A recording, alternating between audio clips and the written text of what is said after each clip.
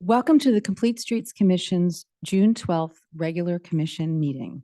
This is a hybrid meeting with commission members, city staff, and members of the public participating in accordance with public health guidelines. Before we get started, we as a commission have to take care of some attendance logistics, and we'll be going offline for a few minutes while we do that. We'll come back right away and start the meeting. Thank you.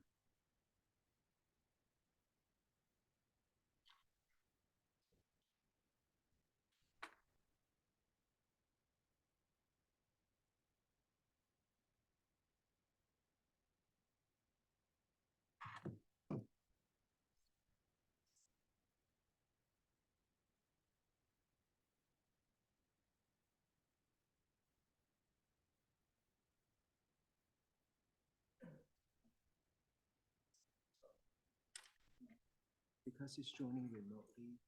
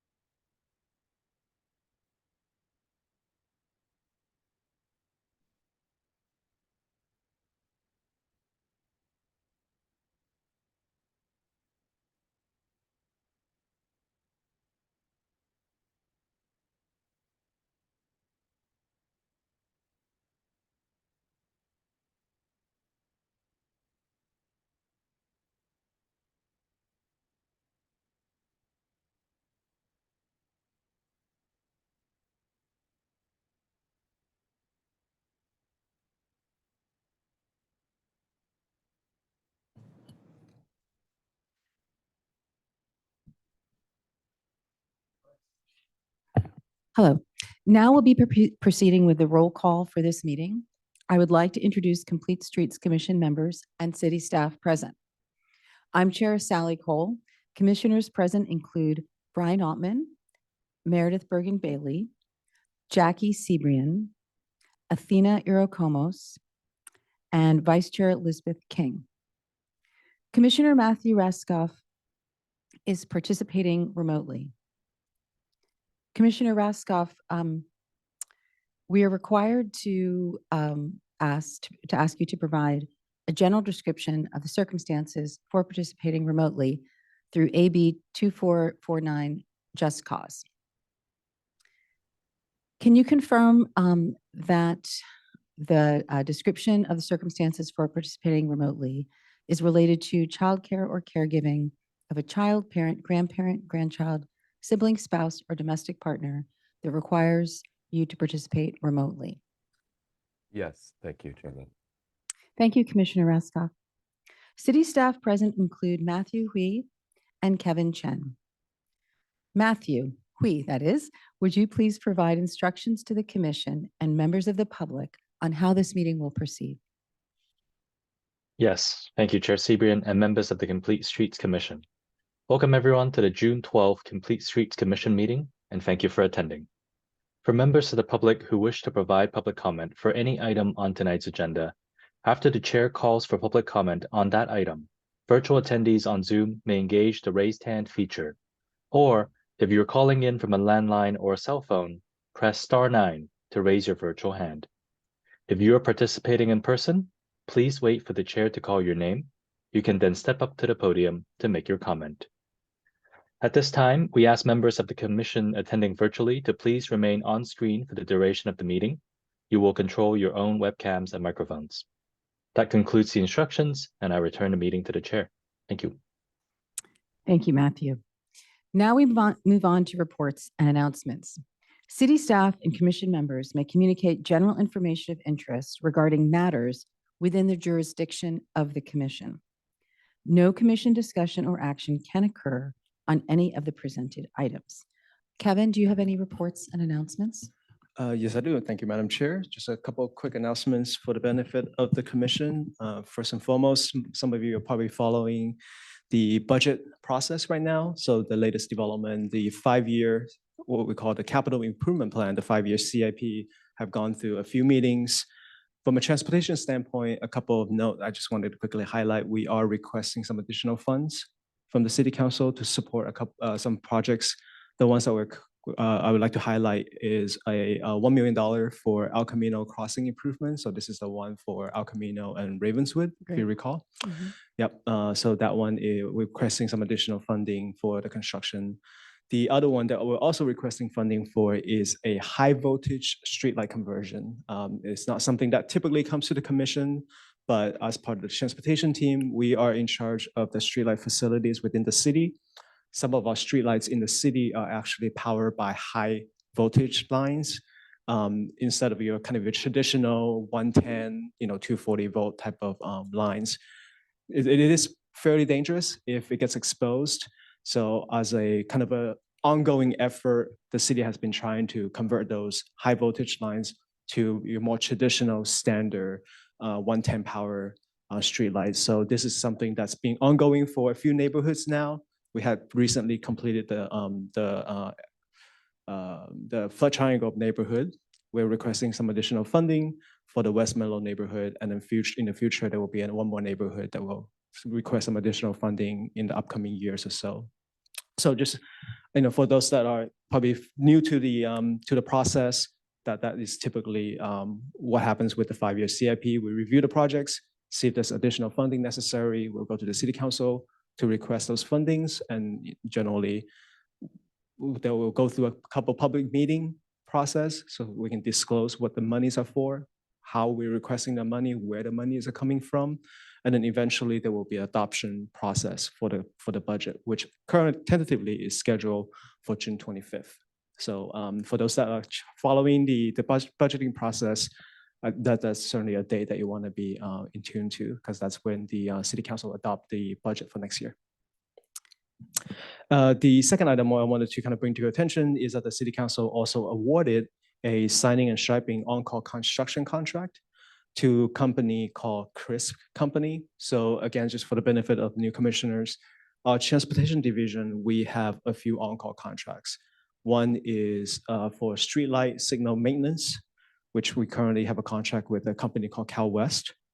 We also have traffic data collection on-call contract, which we have 2 companies that and their responsibility is to go out there and collect data for the purpose of either evaluating a project, or if we get requests of speeding issues, et cetera, where we then utilize those companies to collect the necessary data for our evaluation.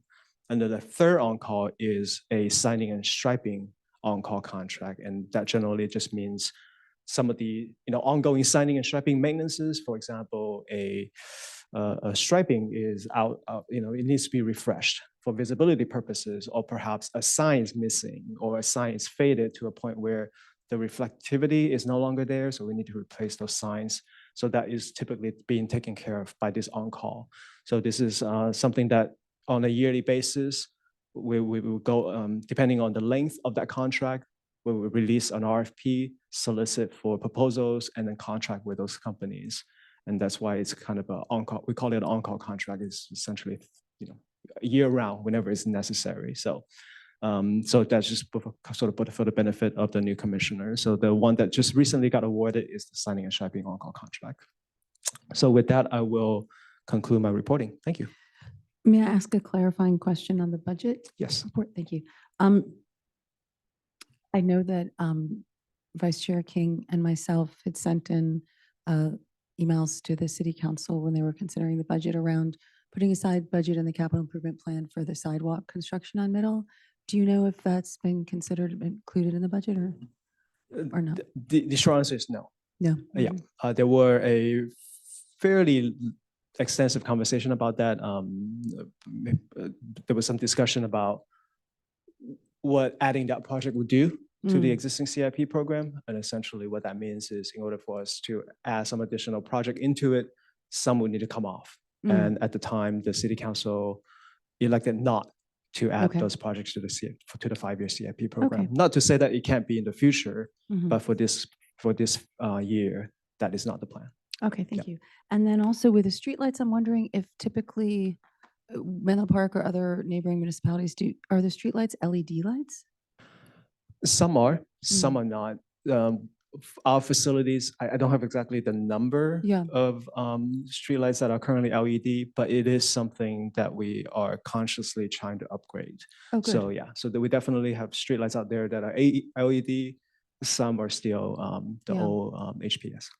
That sounds consistent with the priorities of the city council, switching to LED. Yeah, switching to LED, and generally there's a lot of different efforts that kind of goes into that. So the high voltage conversion, certainly one of the component of it is to convert to LED.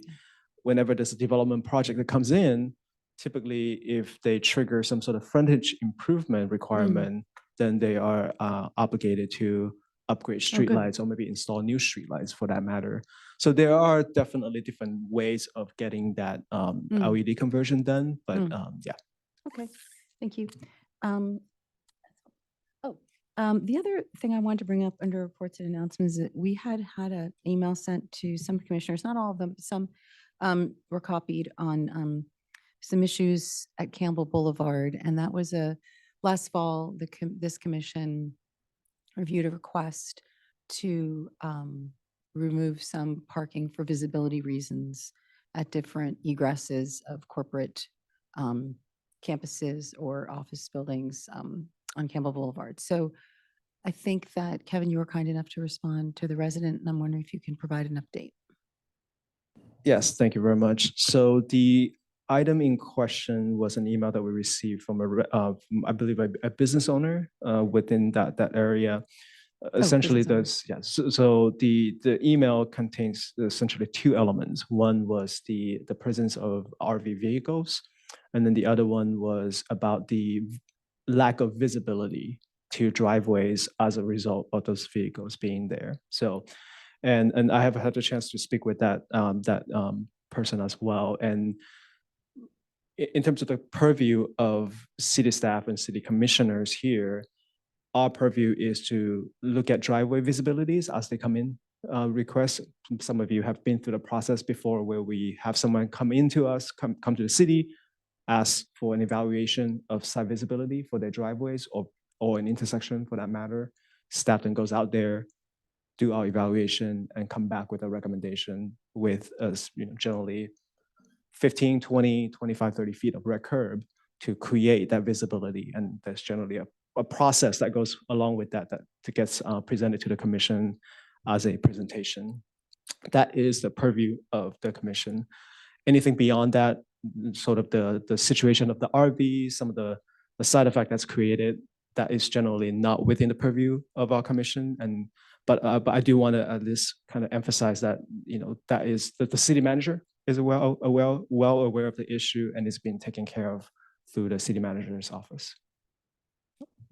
Okay, thank you. All right, moving on to the public comment portion of the meeting, or at least one of the public comment portions of the meetings. In this particular section of the meeting, members of the public may address the Complete Streets Commission on any subject that is not listed on the agenda. Not listed on the agenda. Each speaker may address the commission once under public comment for a limit of 3 minutes. You are not required to provide your name or city of residence, but it is helpful. The commission cannot act on items not listed on the agenda, and therefore the commission cannot respond to non-agenda issues brought up under this public comment section other than to provide general information. Matthew, can you please call for general public comment? Yes, thank you, Chair Cole. Sorry about that. That's okay. For virtual attendees who wish to provide public comment, you may engage the raised hand feature, or if you are calling in from a landline or cell phone, press *9 to raise your virtual hand. If you are participating in person, please wait for the chair to call your name. You can then step up to the podium to make your comment. Seeing no virtually raised hands, I return the meeting to the chair. Thank you. Thank you. Now I'll move on to regular business. Under regular business, the commission considers recommendations from city staff on policy matters or administrative actions that require commission approval. The first regular business item tonight is accept the Complete Streets Commission minutes for May 8th of 2024. Does anyone on the commission have any clarifying questions before I take public comment on the minutes from last meeting? I'm always the one with the comments on the minutes. And I didn't have any. I looked at them and I thought they were very good. All right then. Matthew, can you please call for public comments on this item? Yes, thank you, Chair. For virtual attendees who wish to provide public comment on this item, you may engage the raise hand feature, or if you're calling in from a landline or cell phone, press *9 to raise your virtual hand. If you're participating in person, please wait for the chair to call your name. You can then step up to the podium to make your comment. Seeing no virtually raised hands, I return the meeting to the chair. Thank you. Thank you. Well, do I have a motion and a second from commissioners to accept the meeting minutes from the May 8th meeting?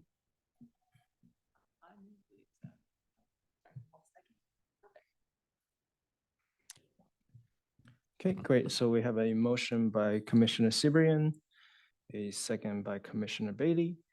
For those commissioners that would like to vote yes, if you can please raise your hand. I believe I'm seeing 5, and then I believe Commissioner Altman would be, recused. And because of Commissioner Ruskoff's attendance status, Commissioner Ruskoff, I would just basically, I think we have to recuse you due to the virtual attendee. So my apologies. So I believe that in that case, we're looking at 5 yes votes and 2 abstaining votes. I'm sorry, 1 abstaining vote and 1 no vote. That's a record. Okay. Kevin, I have a quick procedural question, which is if Commissioner Ruskoff wants to speak, will you let me know? Because I can't see him, correct? Oh, yes, my apologies. You're That's okay. absolutely right. That's fine. I just want to make sure he has, we can bring him into the conversation. Yes, my apologies. I No will make worries. sure to let you know that when Yeah, okay, Commissioner thank you. Ruskoff's Thank hands you. raised. Yes. thank you. Okay. So now I move on to the big agenda item. We are now moving into the Complete Streets Commission 2024 to 2025 Work Plan Review. Kevin Chen, the city's senior transportation engineer, will introduce the item. Thank you, Kevin. Great. Thank you very much, Madam Chair. If you can just give me 1 second as I pull up the presentation here.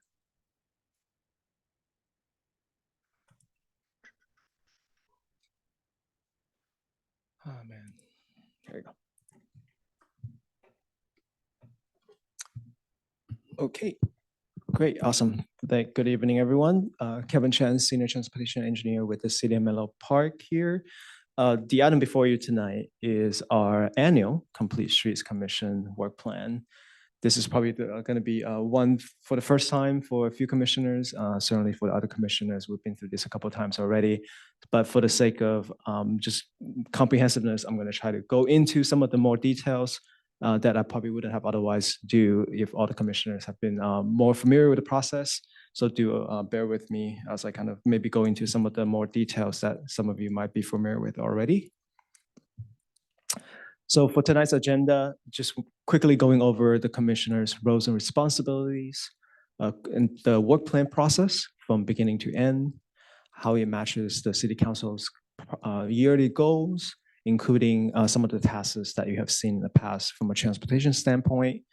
And then finally, going over the current work plan, which is the 2023-2024, followed by some of the recommendations that we're making, that we would like to make for the upcoming 2024-2025 work plan. And then finally, concluding with the action that staff is looking from you tonight, and then the next steps. So for the commission roles and responsibilities, I think we've already been through this slide a couple of times already, even with the new commissioner. So I'll try to keep it brief, but generally for the commission, we are an advisory body. We provide an opportunity for the public to come in and speak about the projects that the commission is providing your feedback on. And obviously, ultimately providing a recommendation to the city council on the topic or on the project. So your responsibilities here generally includes providing advice and recommendation to the city council to realize many of the plans that we have going on in the city, which includes Complete Street Vision Zero, and to some extent, the Climate Action Plan as well. So in terms of the commission work plan process, and we'll kind of go into what the work plan is about.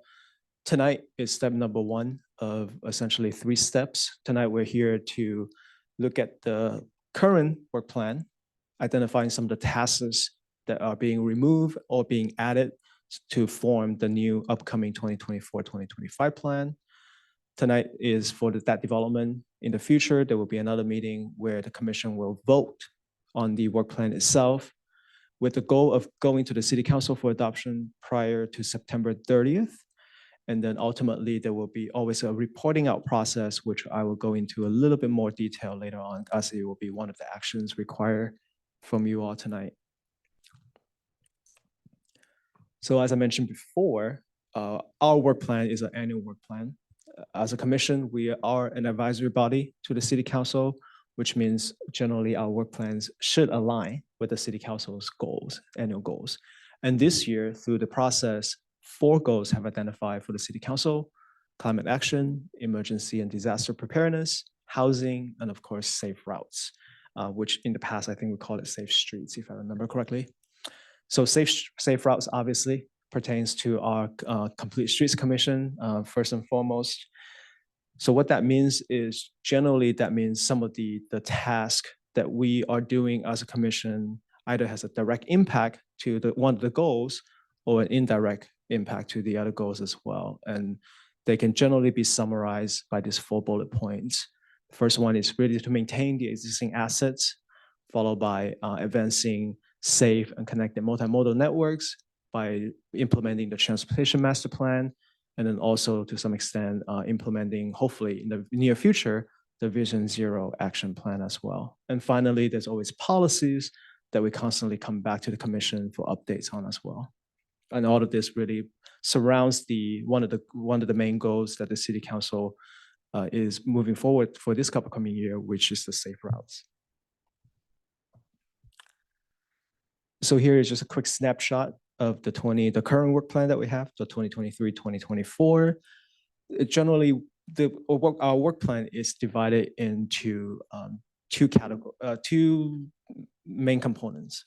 First one is the general main goals and priorities, and that generally consists of either a very high-profile project, or it could be a policy, or it could be a document. We generally like to focus one of the goals and attach it to one of those elements. For each of the goals, then could form tasks that we're looking for the commission to fulfill. So in the past, where, for example, with the Transportation Master Plan, one of the things that came out of that was the Middle Avenue Complete Streets project, which we currently have a subcommittee for as well. Or, for example, if you looking at the Safe Routes to School program, where in the last year, one of the tasks that was given to the commission was to provide some guidance for that program, which ultimately it did come to the commission as an item, which ultimately got recommended to proceed with sort of a similar structure that we had in the past. So, and then here, the last column is just a kind of a quick snapshot of some of the actions that have taken by this commission as a result of the tasks. So for example, advising on the quick build projects. So last year, the commission here recommended our very first quick build project at the intersection of University and Menlo. So that was at least in my opinion, a relatively big achievement. It was the very first quick build project, which then led to a second quick build project at Alma and Willow, and those were both, really locations where we have heard in the past, high-profile locations where it's either a high rate of collision or high rate of near misses that we were able to advance some relatively inexpensive pedestrian and bicycle improvements. So certainly, I think very much the commission should be proud of to be able to be part of that as well, and essentially led the effort, if you will. So as I mentioned before, each year when we look at the work plan that we have currently, we're looking at what has been done, what will continue to move forward, and then also what's new that we can add to the work plan. And of course, all of that is under the umbrella of the City Council's goals and priorities. So here is a quick slide of some of the things that have been discussed or identified through those elements that I have just mentioned that could potentially go into our next year's work plan. So the first big bullet here is some of the ongoing efforts that were identified in the current work plan that staff believe will continue to be a work plan item for us next year. So for example, with the Middle Avenue Complete Streets project, this commission here is instrumental to the permanent installation of the bike lanes. But as you all know, part of that project is also the continuation of the Neelam Park frontage pilot from parallel parking to back-end angle parking, which will continue to be a process that is going to continue into next year. In this case, the Safe Route to School program, as I mentioned before, we did recommend to continue the program in a similar structure. However, with the program, it is also one of those ongoing efforts where we have task force meetings. We'll continue to have conversations with our stakeholders. So staff really sees this program, again, as one of the ongoing tasks that, and I know we have commissioners here that are very involved in that task force as well. So it will be one of those items that will continue into our next year's or 2024-2025 work plan. The second big bullet are some of the new items that we have identified that could be added to the work plan. First and foremost, we all know about the Vision Zero action plan. The item also came to the commission this past year as well. One of the things that we're trying to do with the Vision Zero action plan is to actually come up with the implementation of that plan. So what that means is staff is in the background working on identifying the locations that we want to do improvements to. When can we do them? And then also identifying preliminarily, at least, how do we fund them? So there's a lot of effort that's kind of happening in the background that staff is working on that ultimately will come to the commission in the near future for your feedback as well. So certainly want to keep your eye open for that item in the coming months. Middlefield Road, I think some of you are well aware that we have a pilot that's happening right now for Middlefield, from essentially Ringwood to Willow, where it used to be a 4-lane roadway, where it is now a 2-lane roadway with buffer bike lane. That project is currently a pilot status.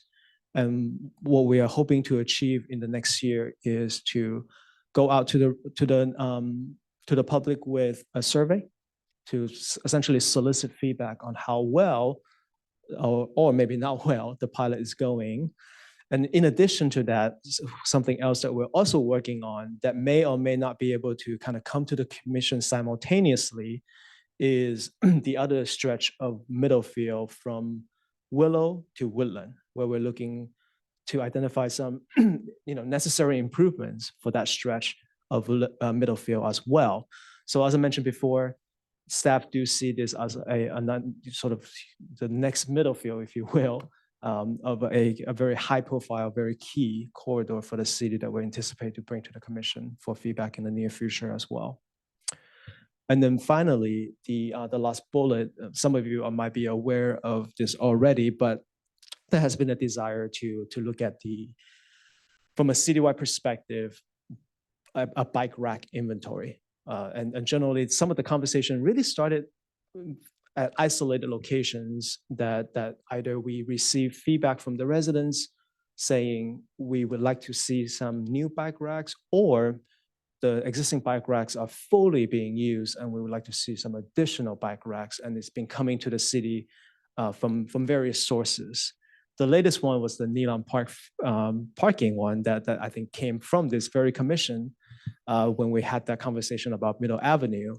And as a result of that, that essentially got elevated to the city council level. And at the, I believe it was the May 7th city council meeting where they talk about the 5-year CIP, this particular item was actually brought up by the council members, and they have since tasked this commission to do some evaluation as well. So again, something that we as staff certainly would accept that because it was tasked by the city council, and then the commission would kind of make that decision on whether or not you would like to accept that responsibility. And because then obviously the commission would have to designate 1 or 2 commissioners that are highly interested in this topic to do the work. So.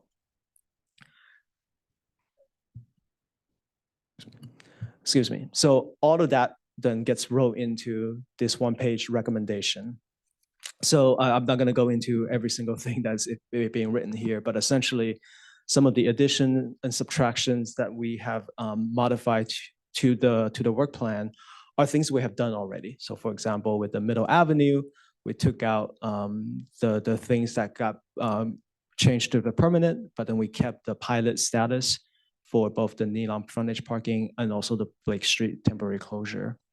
And some of the additional things that we added in, for example, Middlefield Row, the Vision Zero strategies and program implementation, and then finally just a kind of some verbiage update to the Safe Route to School program as well. So some of them are more just kind of cleanup work versus some are more effort for us in the future. And happy to kind of come back to this slide a little bit later on for conversation as well.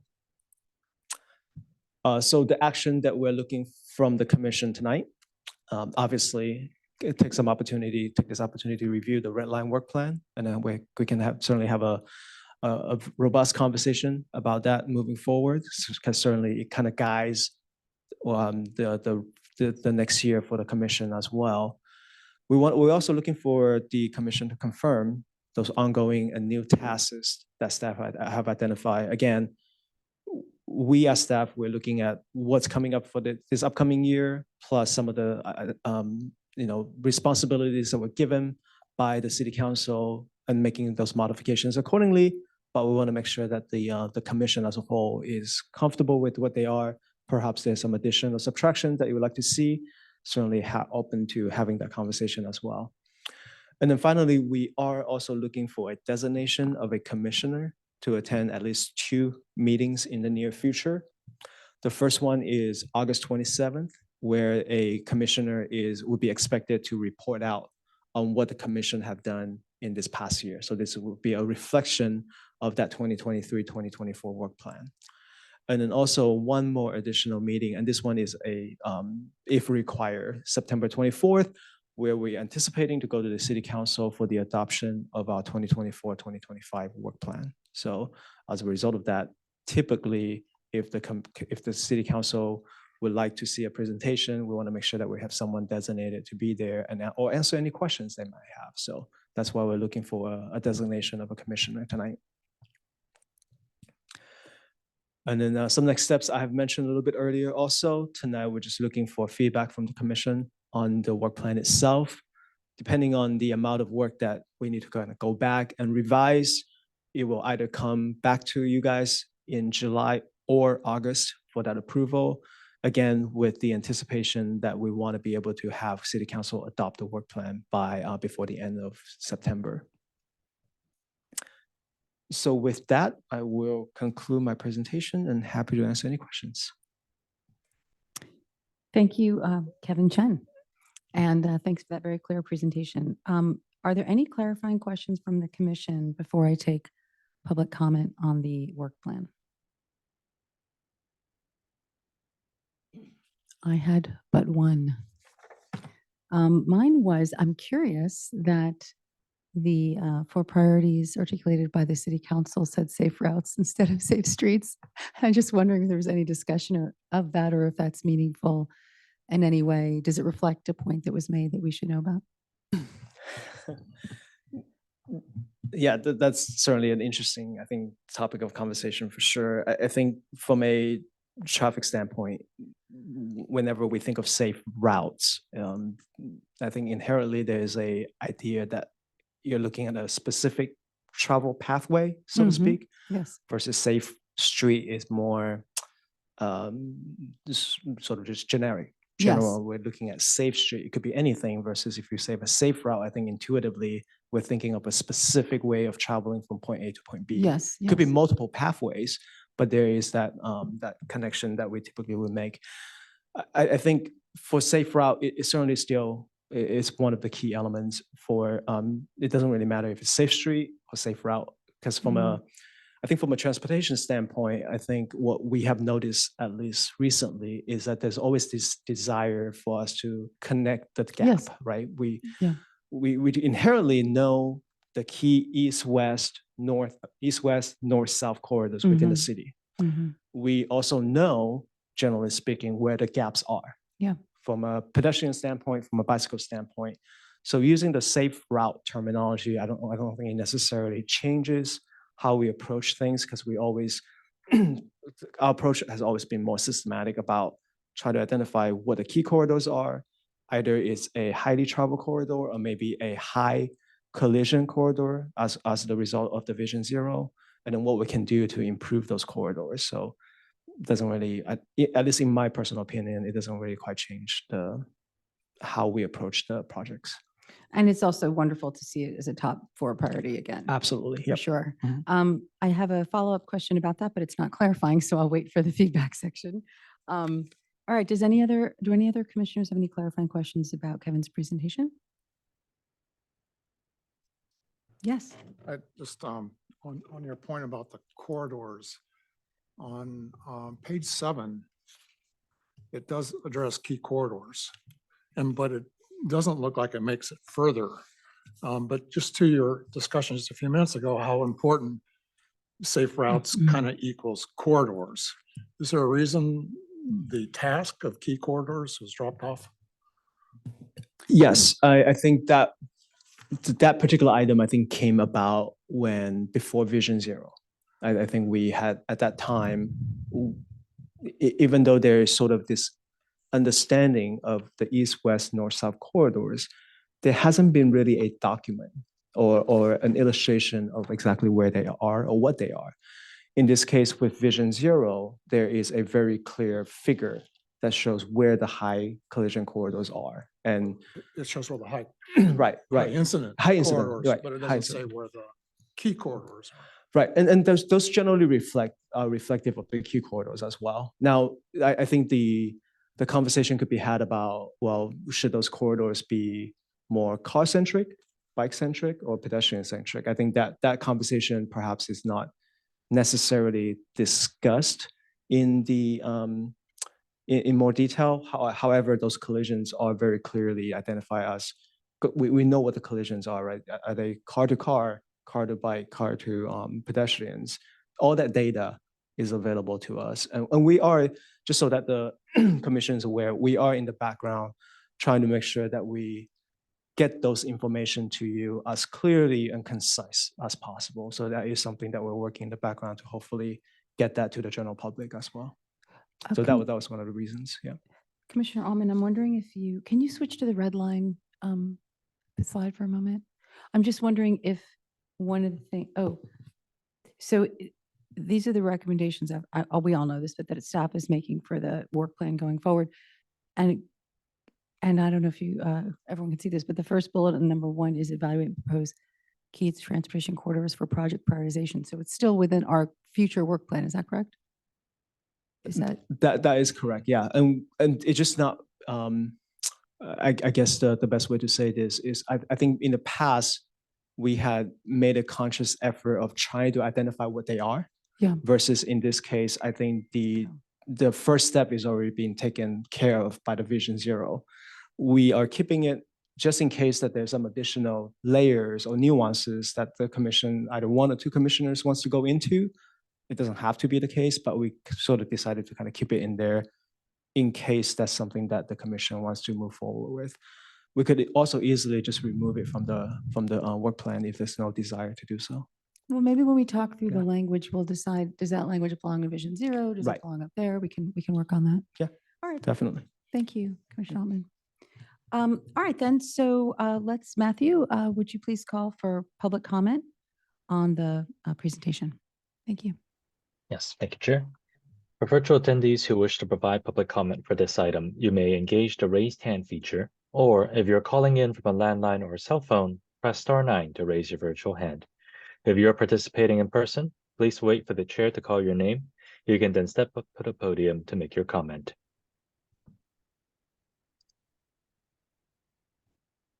Seeing no virtually raised hands, I return the meeting to the chair. Thank you. Thank you, Matthew. All right, well, let's take another round with the commission. Let's ask the commission for not clarifying questions, but feedback about the work plan. I think just to sort of frame the conversation, the flow of the presentation was pretty much, here's the commission work plan from the previous year, the tasks we were assigned and focused on and chose to accomplish, the actions we took in response, the fact that we're a new, obviously the city council has reaffirmed that safe routes is a high priority, one of the 4 priorities going to next year. And then I imagine a lot of discussion will take place around this red line doc, right? Exactly, which is, let's look at the work plan that we had in the previous year and see what we would change going forward. And so I imagine this would be the focus. I have a few comments, but I'd like to open up for anyone else who has a comment on Kevin's presentation before I speak.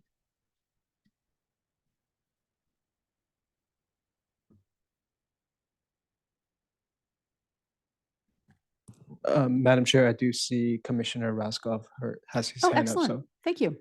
Commissioner Raskov, I think you have free control of your mic, so feel free to go ahead. Okay, yeah, thank you. And I'm sorry I'm not able to be there in person. This is my first time going through this process, so bear with me. But the Safe Routes to School Task Force met last week to kind of close out the academic year. And there was a discussion there that kind of resembled some of what we're talking about here, about kind of the role of the task force in setting goals for what we want to achieve. And I wanted to put that, to you as well, fellow commissioners, to consider that maybe, as a kind of advisory board, the role is to think about, like, where do we want to head, and what are the metrics that we want to use to measure our progress, and they think less about the inputs and the activities and more about the outputs and like what we want the city to look like in a couple of years, or even in 1 year. Maybe there's a couple of different horizons that we can think about. I mean, I realize some of that is embedded in some of these, like, Vision Zero has a clear set of goals about reducing fatal accidents. But I wonder if over all of these, we might think about, what are the goals and metrics that we want to set and kind of measure and hold ourselves accountable for, and then maybe step back a little bit from the specifics of the activities, which are really more the domain of the staff, and think maybe in a kind of bigger picture way about what we want to go to the city council with, what do we want to share, and how can we kind of zoom out and think about the bigger picture. So that just one idea for your reflection. I don't think it's inconsistent with anything here, but maybe it's kind of a preamble to think about, what are the high level goals that we would want to set as a group. Thank you. I think it's an excellent point. I also think that, I know we've talked a lot on the commission about outreach and getting feedback and from the public, et cetera. And another maybe filter or thing we can think about as we look through the goals is, are there particular places where the commission could be supportive of that or help with that or make sure it happens or whatever? Not, I mean, the staff I think has been really diligent. But maybe there are some places here that we want to make sure that we get involved. But thank you, Commissioner Raskoff. Very good comment. I was going to say something and follow up to both of those. The point number 4, we haven't done a lot with our downtown access and support of our businesses.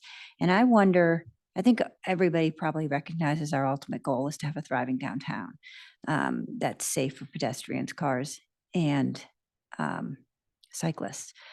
But maybe we could start with speaking to the businesses and maybe some kind of a survey and see what their needs are in order to improve the traffic and flow and vibrancy for their needs and kind of go from there. On your point, I mean, that's number 4 is something that's always been on our list, and we've never had at least in this past year, have an action item on it, except for the COVID cycle lane and the outdoor restaurant tables. But there's more to do there, and I'd love to address that. Thank you. Commissioner Seabrand, did you? No. Not a lot. Okay. Anyone else have anything else? I guess I'll just mention a few things. One of the things that jumped out to me, Kevin, was, and maybe actually, I'm trying to think, is the best way to proceed to go right down the list here? That's probably the best, right, for you to hear? Yeah, certainly. Come down And with- okay, yeah, and I'm okay. kind Then of I think I making can- my notes as well, so. Okay, yeah. then I think I will make my comments as we go. Let me just see if there's anything else that's not included in this list that I would say. No, I can work it all into that. All right, let's do that. Let's as a group take each one and make sure that it contains the gist and the vision of what we want to do on each of these points. Or if there's a question that we might not want to be addressing one of these, let's talk about that. Or if there's something we've left out, of course. So let's start with the transportation master plan. And what I would suggest here is maybe we just leave that first bullet point off of the discussion until we get down to Vision 0 and then talk about whether it should be in there. Yeah. So let's just move for a moment. If one of our goals for this year, one of our priorities in our work plan is to advise the city council on the implementation of the transportation master plan, the second bullet should be pretty easy to agree on because Middle Avenue Complete Streets is sort of still in the thick of it. Advise and make recommendations.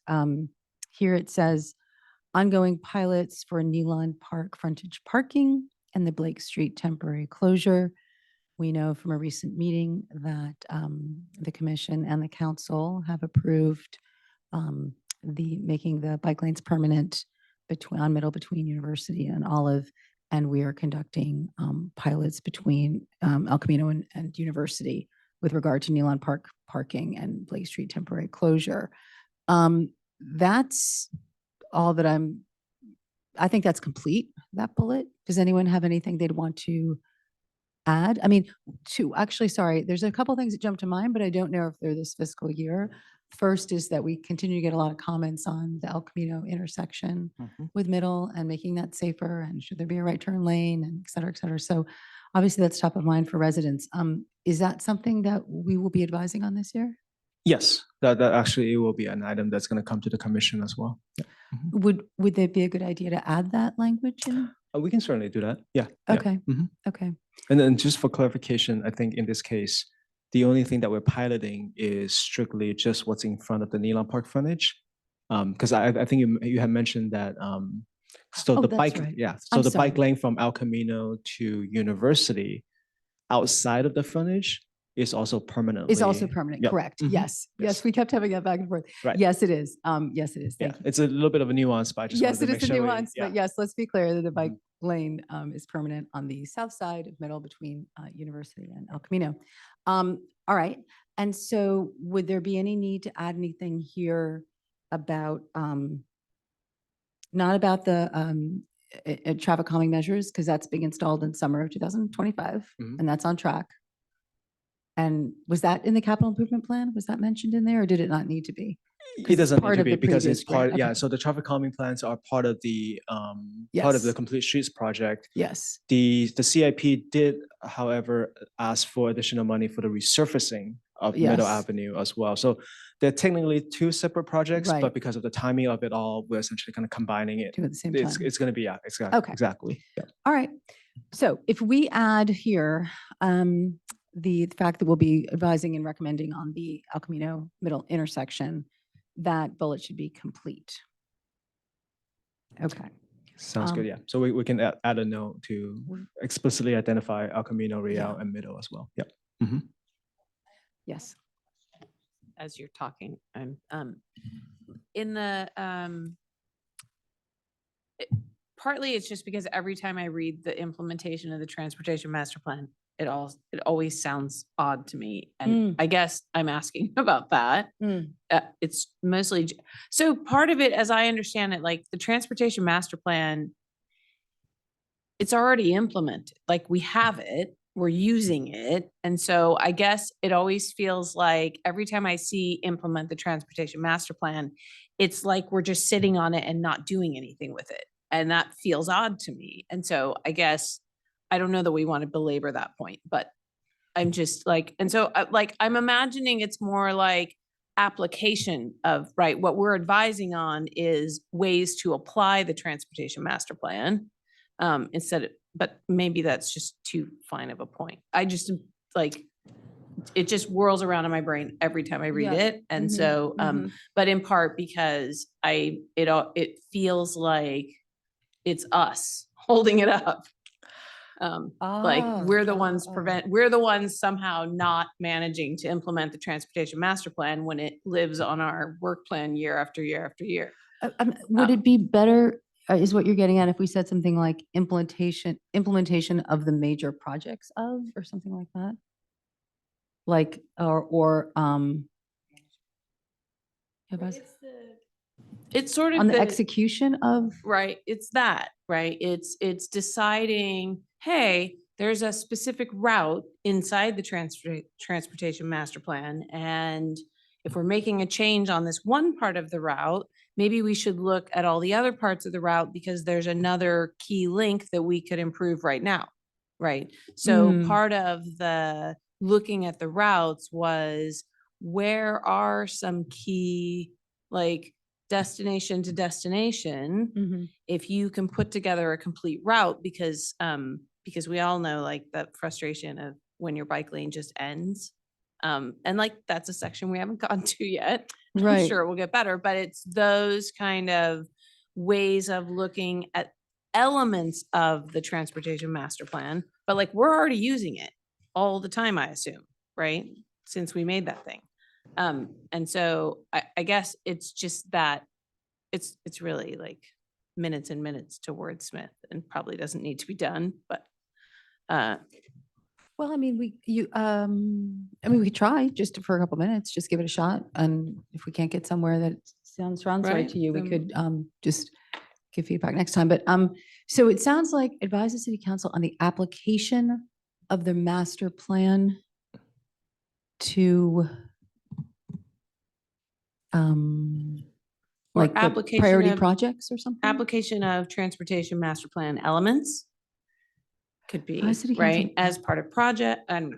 Mhm. See, now there's so many words.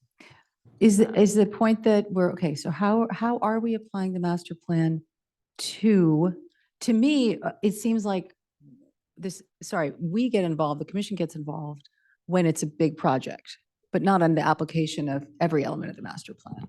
Is that correct? To some extent, I think Okay. so. And that's probably less so with the Vision Zero. That's Because true. yeah, That's because true. the Vision Zero certainly, Okay. I always see the Vision Zero as an extension of the Transportation Master Plan. The Transportation Master Plan covers all elements Okay. of transportation, transit, Okay. pet, bike, cars, versus the Vision Zero focuses on, I think, sort of using collision data as the base, identifying those key locations where it's targeted improvement to address those specific issues that have been identified through the data-driven process. I would say that, and I certainly welcome any wordsmithing that the commission has for the topic. I think the reason why we typically use implementation is just because it's the verbiage that we use. We're planning, see. design, implementation, right? So in this case, it's just a word that we use in the industry. I would say in this case, the implementation of the Transportation Master Oh. Plan, I think Commissioner Cyprian's point about are we sitting on it? I don't think we're necessarily sitting on it, but what's happening is it is being rolled into it's being rolled into more of a multifaceted process. And what I mean by that is we have a 5-year CIP program, right? So technically speaking, we know the capital improvement projects we're going to have for the next 5 years. The TMP essentially identifies all the projects that the city wants to see, right? So each year, as we keep expanding the 5-year program, more projects get added to that list. So those projects are coming from the TMP. The TMP has all the projects. Each year, when we expand the capital improvement, we're looking at the TMP and we're saying, these projects make sense. And generally speaking, it has to do with, how can we make a street a little bit easier to travel, right? And the other element that I'm probably like complicating a lot of things in this case, but I'm just going to add it anyways. Each year we have our slurry project. So each year Yeah. the city has a set of streets where we slurry seal, make the streets better by doing slurry or resurfacing, which is basically a much heavier lift, right? So that part is also part of the CIP. So Mhm. I think one of the things that sometimes it's kind of hard to imagine is, we're not just using the TMP in isolation. Right. The TMP is one of many things that we consider Yes. to when we are picking the next set of projects that we're going to do for the years to come. So while I don't necessarily think that we're sitting on it, there is kind of that at least feeling like, well, how are we picking the projects that we want to do, right? And generally that has to do with sort of the CIP program. Well, Yeah. so this actually, what you just said, let me build on it. You just said, how do we pick the projects that we're trying to do? So I'm going to try and combine what you said and what you said for a sec. What if it said, advise the city council on the ongoing implementation of the Transportation Master Plan, and then say something like, and project prioritization? Kind of pulling that, because I think we're probably going to move that bullet into whatever Vision Zero. But I do think that the city council, just in my experience on this commission, it feels like when something that we've recommended or advised on, like Middle Avenue or Middlefield Road or something, right? It's a biggie. We come to the city council meeting and we say, this is really important, right? Because we're supposed to be sort of keeping our ear to the ground about what the public's feeling and getting feedback from them. So like, hey, we're on the ground, we're listening, this is really important. We've gotten this survey, So it feels like we are advising on project prioritization within the plan. So does that make a better statement for us to say, advise the city council on the ongoing implementation of the Transportation Master Plan and project prioritization? Or I guess it could say, advise the city council on the ongoing implementation and project prioritization of the Transportation Master Plan. Yeah, I welcome. I think that's a addition fair? or edit That that. totally makes me happier. Yeah. Oh, Yeah. But Yeah. How does one differ or just compare and contrast? Advise the city council on the implementation of the Transportation Master Plan. How's that different than the Complete Streets Commission provides advice and recommendations to the city council? That first sentence, aren't those two the same? I mean, the Complete Streets Commission is providing advice and recommendations on the transportation master plan, right? Versus just So why provide not? recommendation. So how's that different than, why is that left out of the first sentence? I think because each of these bullet points in my, it looks to me anyway, 1, 2, 3, 4, 5, 6, each of these numbered sections, Mhm. it's like a breakdown of Yeah. all the things we're providing advice and recommendations on, of which the transportation master plan is one of them, but not. But how's it All of them. different than the first sentence, like the very Be- first sentence? I think the Oh, the first very sentence is first like an sentence. umbrella But sentence. the Yeah. transportation master plan is the umbrella. Well, it's one element, It's, yeah, Yeah, so why? but it's so- different from something like, okay, I see what you're saying, So, but because these Mm. other things are just tasks. I mean, that's Right. all they are, Mhm. right? Oh, They're tasks. The of bullets are master plan. tasks, So yes. Can I, What I'm suggesting, just because, you know, it's confusing to me. I mean, the community, I mean, I'm just arguing, just, you know, can we simplify this a little bit? Because the bullet points look to me like tasks. well, They are, One looks like a kind of a goal statement. exactly. So we have a goal statement in Mhm. the very first sentence. So why not just comma, TMP, comma, vision zero? You see what I'm saying? Yeah, I see what you're saying, and I have no issue if we want to add TMP to the first sentence as well. I mean, yeah, at the end of the day, I think Commissioner Altman, you're correct. Like, projects have been identified. Eliminate number 1 altogether by adding it to the. What I'm saying is eliminate the first, number one, the phrase, advise the city council, because it's already handled by the very first sentence. And it just adds, you know, kind of confuses everything, and it just, the bullet points are tasks, right? That happen to fall under the TMP. well, so. can I chime in here Yeah. really quick? Mhm. If I think I hear what you're saying, right? It's almost like you could end the sentence at complete streets. The Complete Streets Commission provides advice and recommendations to the city council on, and the picture's in the way of that word, but I think it's realizing the adopted goals for complete streets, which, like, those are these sort of like the work plan thing. I guess what I'm saying is, like, Vision Zero and Climate Action Plan, to Commissioner Altman's point, they're contained in our goals, right? And so I could see why we wouldn't add Transportation Master Plan, because it seems to underpin, like, it just is the thing we look at when we're looking at, like, figuring out Vision Zero. Like, Transportation Master Plan is where we've looked at all these key intersections and things that might be improved. And I don't know, but Yeah. that's, Well, I'm just like, what is the difference between those two sentences? Well, I mean, Kevin, things like access to downtown or safe routes to school strategy, city's major development projects, are all these things included in the transportation master plan? I don't think all of them To some are. extent, probably It's a maybe master not the exact verbiage. But they're not though. but- They're not all. But yeah, included in the not master the exact plan. verbiage, but.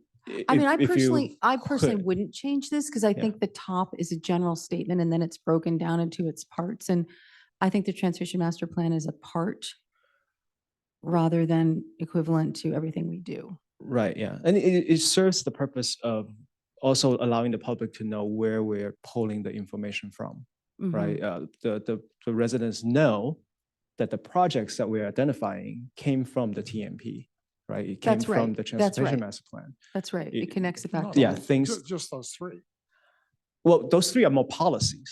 So that we have a complete streets policy, we have a Vision Zero policy.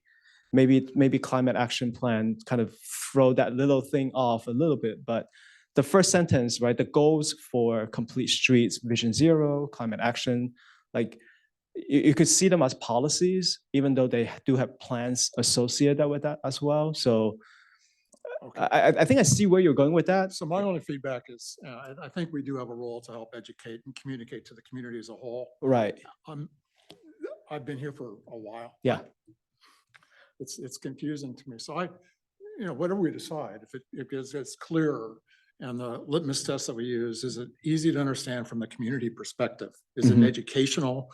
Is it, is not just information, but is it, help people understand? Yeah. And if we're drawing a conclusion that one lets the community understand where these projects came from, Mhm. well, let's say it. These projects came from, you know what I'm saying? So rather have it be an inference, make it just plain and clear. That's what I'm trying to do, because Well, it could say May- advise may- the city council on the ongoing implementation of transportation master plan projects. I'm sorry, so this will be for number one or the first sentence? The bullet could just say then, he's saying that he thinks the city residents should be educated on the connection between the bullets and the actual umbrella here, which is transportation master plan. Right, So what if we say advise the city council on the ongoing implementation of the transportation master plan projects? then Vision Zero would be a subset of that, right?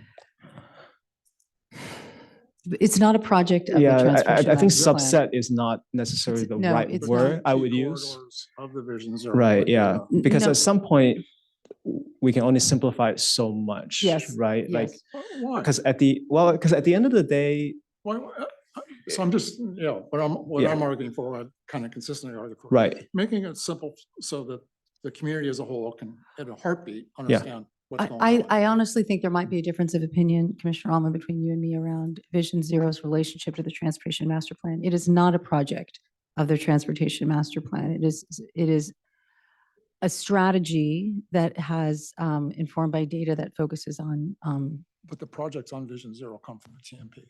no, not all of them. I thought you said it was a subset. It's a extension, not a subset. it's like two parallel It's lanes. in addition to rather than a subset of. Because the TMP doesn't go into, the TMP is such a large document. It look at like key corridors. If you look at the Vision Zero, it looks at intersections of a local street, which a TMP in of its scale would never do because of the nature of the plan itself. That's why I always think of the Vision Zero as an extension, because the TMP covers large projects, maybe medium projects. The Vision Zero has a very specific focus. We're going to address intersections So- that are high collision corridors or locations. So there's a project in the Vision Zero that would not exist in TMP, Exactly. a high collision. Right, yeah. Just by the nature of the plan, there's no way the TMP can cover everything within the city. Can I add to that? Yeah. I think it's like the TMP is a list of things. It's like the to-do list for city streets, right? Like it's all the things, it's the sidewalks, it's the corner, but it's not every intersection because some intersections are just done, right? And so they're not on the TMP if they're done, but that doesn't mean that they're right? So they may show up as a project because Vision Zero identifies them as a project, but they're not on the TMP because they've already been like, they're fine. Their intersections functioning the way intersections should function. So it seemed like the TMP was kind of walking around town and identifying what are all the places around town that are in need of some kind of upgrade or fix or thing, in part because, and it took me 2/3 of the process to figure this out, in part because it's how we decide what developers pay in the transportation impact fee, right? So the TMP, like, it seemed like it was a list of our, like, what's going to be first, what's going to be second, when really it was a list of all the things that need to be done so that we can fairly charge developers whatever their cost of these things are. But we can't do that if we don't have a list of the things. And so Vision Zero is a way of, like, an intersection might show up because of Vision Zero Mhm. that isn't on the TMP because we weren't identifying it as needed to be fixed until we decided to look at safety factors. Does that make sense? And does that line up with how it is? Yeah, I would say that's a pretty good summary of it all. I think ultimately for it, like when I kind of see it this way, when I first started with the city, none of these plans exist, right? So what do we do when we want to do the next set of projects? Well, I guess we can go back and think about what we have heard from residents and the ones that sort of showed up in our head the most or get the most notifications. That obviously gets added to the list. So there's a little bit of a kind of using what we know plus what the residents are telling us, right? versus with the TMP, we went through a community outreach process. Everybody identified what the projects they want to see. Now, the TMP, like I say, the nature of the document itself doesn't lend it to be able to do literally every single intersection within the city. But it does identify, large corridors where we want transit connectivity, where we want bicycle connectivity, pet connectivity, et cetera, et cetera. So I think there's a little bit of a nuance where the Vision Zero now actually look at an intersection in the Willows neighborhood or an intersection in the Bellhaven neighborhood where the TMP would not have, just because of the nature of the size of the project relative to the scale of the plan itself. I think if we as a commission are prioritizing making sure that our work plans and everything that we do on behalf of the public is clear to the public, I think it really behooves all of us to be experts in the work. And so I would appreciate it, Kevin, if after the meeting tomorrow you could forward the link to Hugh's presentation on the Vision Zero plan to the City Council, Okay. so that all of us can take a look at that. Some of us might have missed the meeting, but it's a very clear explanation of what Vision Zero is. Mm-hmm. I was just looking at the words. Can I add something? Yeah. And Absolutely. I think one thing that I do want to stress is, like a lot of this, from staff perspective, it help us guide what we want to do for the upcoming years, right? And we as a kind of agency, each division, each kind of discipline have a lot of different plans that they develop, right? Like, for example, we could even develop a curbside management plan that we don't have, which look at how do we manage red curve versus white curve versus green curve, right? Right now, our approach is whoever comes in tells us where they want the curb. We will do that in isolation, and we evaluate and we come to you with a recommendation. If we had a curbside management plan, it would have gone through the entire process of identifying where those curbs are necessary holistically. And now we have a plan. We can say, instead of relying on requests, perhaps we can use that plan and start implementing them more proactively. And if we have a request that come in, we can say, sorry, that is not consistent with what the city wants to see as a whole, and therefore we might not do it. So there is that kind of nuance of having a plan. What it helps us in terms of identifying what projects we want to do, and then also it gives us a very clear direction where the city is heading to, versus not having a plan. We typically rely on requests or just our general Right. experience with the city. Well, the prioritization then sort of gets handed to you. Exactly, Mhm. exactly. And that's why I think adding the word prioritization makes sense as well. Okay. I'm sorry, did you have something, Commissioner? Well, I was just going over that prioritization thing. And where were you saying putting the prioritization? Would you, well, we were saying to put it up at the top header, so it'd say advise the City Council on the ongoing implementation and prioritization of the project prioritization of the transportation master plan.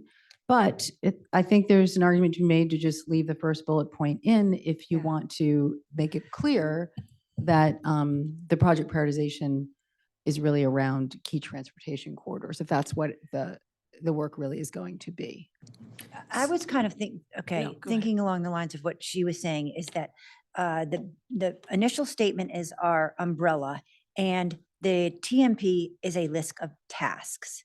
So what if we said, advise the City Council on the ongoing project implementation of the TMP, Transportation That's Master good. Plan? And then for the bullet point 1, we say evaluate, propose, and prioritize projects in key transportation corridors. I think that's a slightly different meaning for the first bullet. Because I think the emphasis is more on propose the corridors rather than propose projects within the corridors. Okay, Yeah. fair. I was, okay, back to the first sentence. Yeah. The first number one, advise the city council on the implementation, Ongoing. right? ongoing implementation, ongoing project implementation. Then we have a better understanding that the TMP is task oriented. I like that. Good. I do All right. like that addition. In the sentence about evaluating and the proposing key trend, I know it's black and You know it's what? Sorry. I know it's not redlined. Yes, yes. And I No, feel go like, ahead. Yeah. But because the topic kind of came up, one of the things, so in that like key transportation corridors, we were talking in that other bullet pointed list, how when the cities, the 4 things the city was focusing on, and one of them was safe routes. And there was some brief conversation about how it's not safe streets and why it's a safe routes. And I do kind of think a little bit of whatever the SRI building, what's the name? I can't remember the name of the Spring line? project. Spring line? Parkline? Parkline. Parkline. Excuse Yeah. me. So how like part of that plan actually involves like multi-use trails, right? And which to me, when you're envisioning safe routes, like that is sort of a forward thinking idea that we're not just thinking of streets, right? That there are other ways that bikes and peds might be getting around. And so if we switch the language to safe routes, it allows us to begin thinking of Oh. putting bikes somewhere beside streets. I like that. And that we would prioritize safety on those things too. And so that gives us flexibility for both. And then the second part for this, evaluate and propose key transportation corridors, I kind of feel like one of the reasons this might not be as critical is because in identifying those key transportation corridors, sometimes it's about like, how do we make it go, faster, which is different than the Vision Zero kind of goals. And so I wonder if that layer is now more, where does Vision Zero overlay on those transportation corridors? Yeah. Right? Because when we're looking at them, it's probably going to be through the lens of safety. Well, yeah, and through the Those lens of Vision corridors. Zero. Yes, I agree with you. That was the original reason why I thought corridors should move down to the Vision Zero area, because that's really what Vision Zero is driving. Yeah, I totally Okay, agree with so that. maybe it's advise the city council on the ongoing project implementation of the transportation master plan. And then if we don't want to just limit ourselves to corridors here in this first bullet, maybe we're just saying evaluate, or wait, hold on a second. It could just be evaluate, propose projects. It could be evaluate and propose projects for prioritization. Could just be that general. Yeah. If what we're trying to make the point is that we are advising on prioritization. Yeah, that's along the lines of what I was saying, is evaluate, Okay. propose, and prioritize projects in key transportation. So I think we're dropping the corridors. Is that okay with you, Kevin? Because it's not only corridors, right? So evaluate and propose project prioritization. Evaluate and propose, what did I just say? Evaluate And propose prioritize, projects right? for prioritization. And prioritize Do key you like that? projects. Evaluate Yeah. and propose projects for prioritization. Sure. Yeah. Evaluate. And propose projects for prioritization. I think that's good, because you could say something like, hey, what about this new thing they're doing in Parkline? Maybe we can do that somewhere else, right? That's evaluating, proposing prioritization. You're just speaking my love language. Well, it's good because it lets us bring new ideas. Yes. Yeah. Yes. Okay, so why don't, if everyone's okay with it, advise the city council on the ongoing project implementation of the transportation master plan, evaluate and propose projects for prioritization. Yes. Yes. Okay. Okay. Great. And I don't have any issues with the second and third bullet. It's just, I believe what Kevin's trying to do there is just make sure we're encompassing the 2 big projects that we know of at this kickoff point, that the council is familiar with. Obviously, the continuation of Middle Avenue is a very big project for the city. And then Middlefield Road Safe Streets is the other one that's on the docket. Right. Yeah, and one of the reasons why I think several commissioners alluded to it, the bullets being tasks, it sort of help us if there's a commission, if commissioners has a desire to form a subcommittee to participate more heavily or Yes. more involved in those projects, this sort of lays the And tie it groundwork back. for that as well, right? So because of the Middle Avenue, we have a Middle Avenue subcommittee, Right. right? So part of the reason why we identify Middlefield Row is also to provide the opportunity. If there's more great. than one or two commissioners that want to be more involved in the overall process, we can try to accommodate that in the overall project schedule as well. No, I think that's Yeah. great. And more broadly, this goes back, for those of you who weren't on the commission last fall, this goes back to our attempt to take what were our subcommittees and try to make them more focused on the work, more aligned with the work. And I think we're even going to take a step. I really liked the fact that we formed the Middle Avenue Subcommittee because it was timely, relevant, very focused on a project that means a lot to the city. And I think it's a good idea if Middlefield Road is going to really pick up that we do that as well. Yep. Okay, so then the second, the second bullet point here, number 2, provide input and recommendations on the city's major development projects by evaluating them based on impact on public streets, safety, transportation accessibility, especially bike ped public transportation accessibility. So I do have a thought about this when we wrote this language last year, and it ties back, as you'll see, and that umbrella language at the top, the second sentence about our commission says it provides transportation-related input on major land use and development projects to promote safe transportation infrastructure and alternative modes of transportation. So last year at this time, or excuse me, last fall, I remember that we as a commission talked about this and we wanted to somewhat codify or make sure that the commission was brought in a timely way to have input on, big development projects, which we know there are going to be a lot of them, on making them, promoting a safe transportation infrastructure on those projects. I would love, Kevin, to hear from you because I don't know if that element of our work plan has been fully embraced by the city council or is something you think they would embrace, because I think it requires a change in process. Like we would have to be, the commission would have to see the plans before they're approved and give their input, et cetera. And I don't know if that currently is part of the process. I would say it is currently part of the process. Maybe where that thought is relative to the entirety of the project, maybe that's where the conversation could happen as well. Typically, and with the number 2 specifically, we as a commission or we as a city for that matter, are fairly limited on what we can impose on developments. If it's on a public street, obviously it's our public streets, we have more of a say. Even with Parkline, we do our job, we do our best to influence the developers on what to do on their land. So for example, having that mixed use trail would be a really beneficial item, not just for the development itself, but also providing that connectivity from Laurel to Middlefield as well. So we as a city entity, we try our best to influence what they can do, but at the end of the day, it is still a private development, right? So they could elect to accept our recommendation or they could elect to not.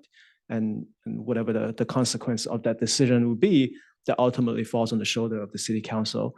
So with number 2, it definitely kind of, from a processing standpoint, our current practice is, unless the major development actually impacts public right of way, then at that point, our commission don't really have much of an influence. It really comes down to the city council. So that's why this one, even though we do have, technically speaking, a lot of large developments, they're just tall buildings on a single block where there's no other things going on other than just the regular streets around them. Mm-hmm. And usually what that means is, sidewalk improvement, streetlight improvement, mm-hmm. Driveway improvements. Maybe there's an intersection that is now an always stop. Maybe we put a signal in there to make it circulate a little better for circulation and pedestrian safety perspective. So that's why I think in my years here with the commission, I think we only presented maybe like 1 or 2 projects. Right. Willow Village was obviously clearly one. Even Parkline is kind of on that borderline of, yes, it borders Ravenswood, it borders Laurel, it borders a little bit of Middlefield, but a lot of that connectivity from a ped and bike perspective is actually happening on private land, not there's no public street, but we do have an influence.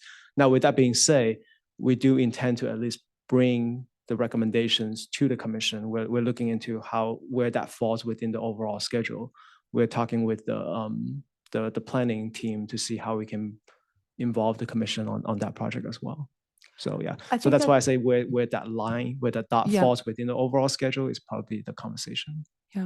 That's exactly what I was curious about, like whether the process would be tweaked so that something like the planning staff would think, oh, let's bring in the Complete Streets Commission to just at least look at the plan and give ideas if needed. Yeah, and right now, that plan would be, so because of a development project, you gotta go through your environmental clearance, right? So typically that just a very broad idea of what that project is about. Once it clears environmental, that's when they kind of come in and actually do some more detailed design of where the streets are gonna be, how many lanes are Mhm. gonna be for those Right. streets, right? Those are decisions that are influenced by the traffic study that is part of that CEQA or Okay. California Environmental Clearance. So, and usually once the environmental clearance is done, the planning, when they come in and start doing the actual design, that's when I think the influence of the commission comes in, because then you have an idea of what the street configurations are going to be. So for example, if you recall for Willow Village, there was a conversation about some of the streets. Yes. Do I they do. need to be 4 lanes? I Or remember can that. they be 2 lanes? Mhm. How wide should the bike lane be? Can we narrow down the street width in order to accommodate a wider bike lane? Those conversations were had at that time because there was actually a plan set that kind of was already developed. So we kind of try to take a similar approach with Parkline. Okay, well, I think it's fair to leave it on here if it's still something that we think we can be involved doing in the coming year. We can take offline from this meeting. I'm just interested to know, maybe there's some sort of, I don't know, I'm interested to know how the process can accommodate us because there's always such a time crunch. And I'm just wondering if it can be, maybe if it's part of the regular planning commission meeting, maybe there's a commission, 1 or 2 of our commissioners, comes to a planning committee meeting, a commission meeting on the project and provides recommendations in a public meeting. Maybe it's something like that where we fold into the process. So we can talk about it further. But for now, I guess we'll just leave it in and we can talk about how that's going to be implemented. Yeah, coming year. I would definitely be comfortable with that approach. And I'm always happy to talk offline about what that process looks like. And some of the things that we're also kind of constrained by is depending on the type of development, there's usually a timeline associated with that. And because of the planning commission and the city council meetings being kind of mandatory because they are the actual decision body making, then that really takes up the time. Then where this commission falls in is essentially where the schedule allows. And we all know developers, they try to get a project done as soon as possible. So within their legal powers. So Yeah. asking for additional meetings, usually the answer is Yes, that would probably be a easy way that would be the first meeting that'd be eliminated in the process.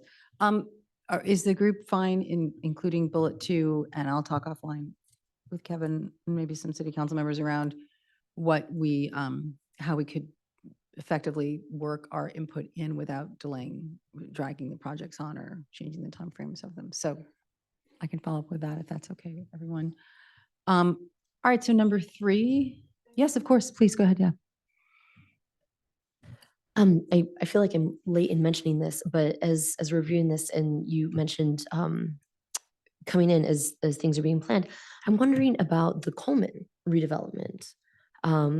If that has a place specifically on this recommendation on our work plan for the upcoming fiscal year, or if that just falls into some of these other categories and would not need to be named specifically. I don't know if that's to you, Chair, or to I Kevin. think that's Kevin. But good question. Yeah, so Coleman, are we talking about the county effort right now? Yeah. So we certainly fairly heavy-handed in terms, we're obviously a stakeholder. Half of Coleman is ours. So we're definitely heavily, we have a very much a vested interest. I would say since the inception of the project, we have been, at least one commissioner has been involved in that project. And that is usually by association that they live near or on those corridors, and that's generally been the case. I have to go back and maybe look at a map that we created to see if there's any commissioners here that lives near Coleman. Okay, right.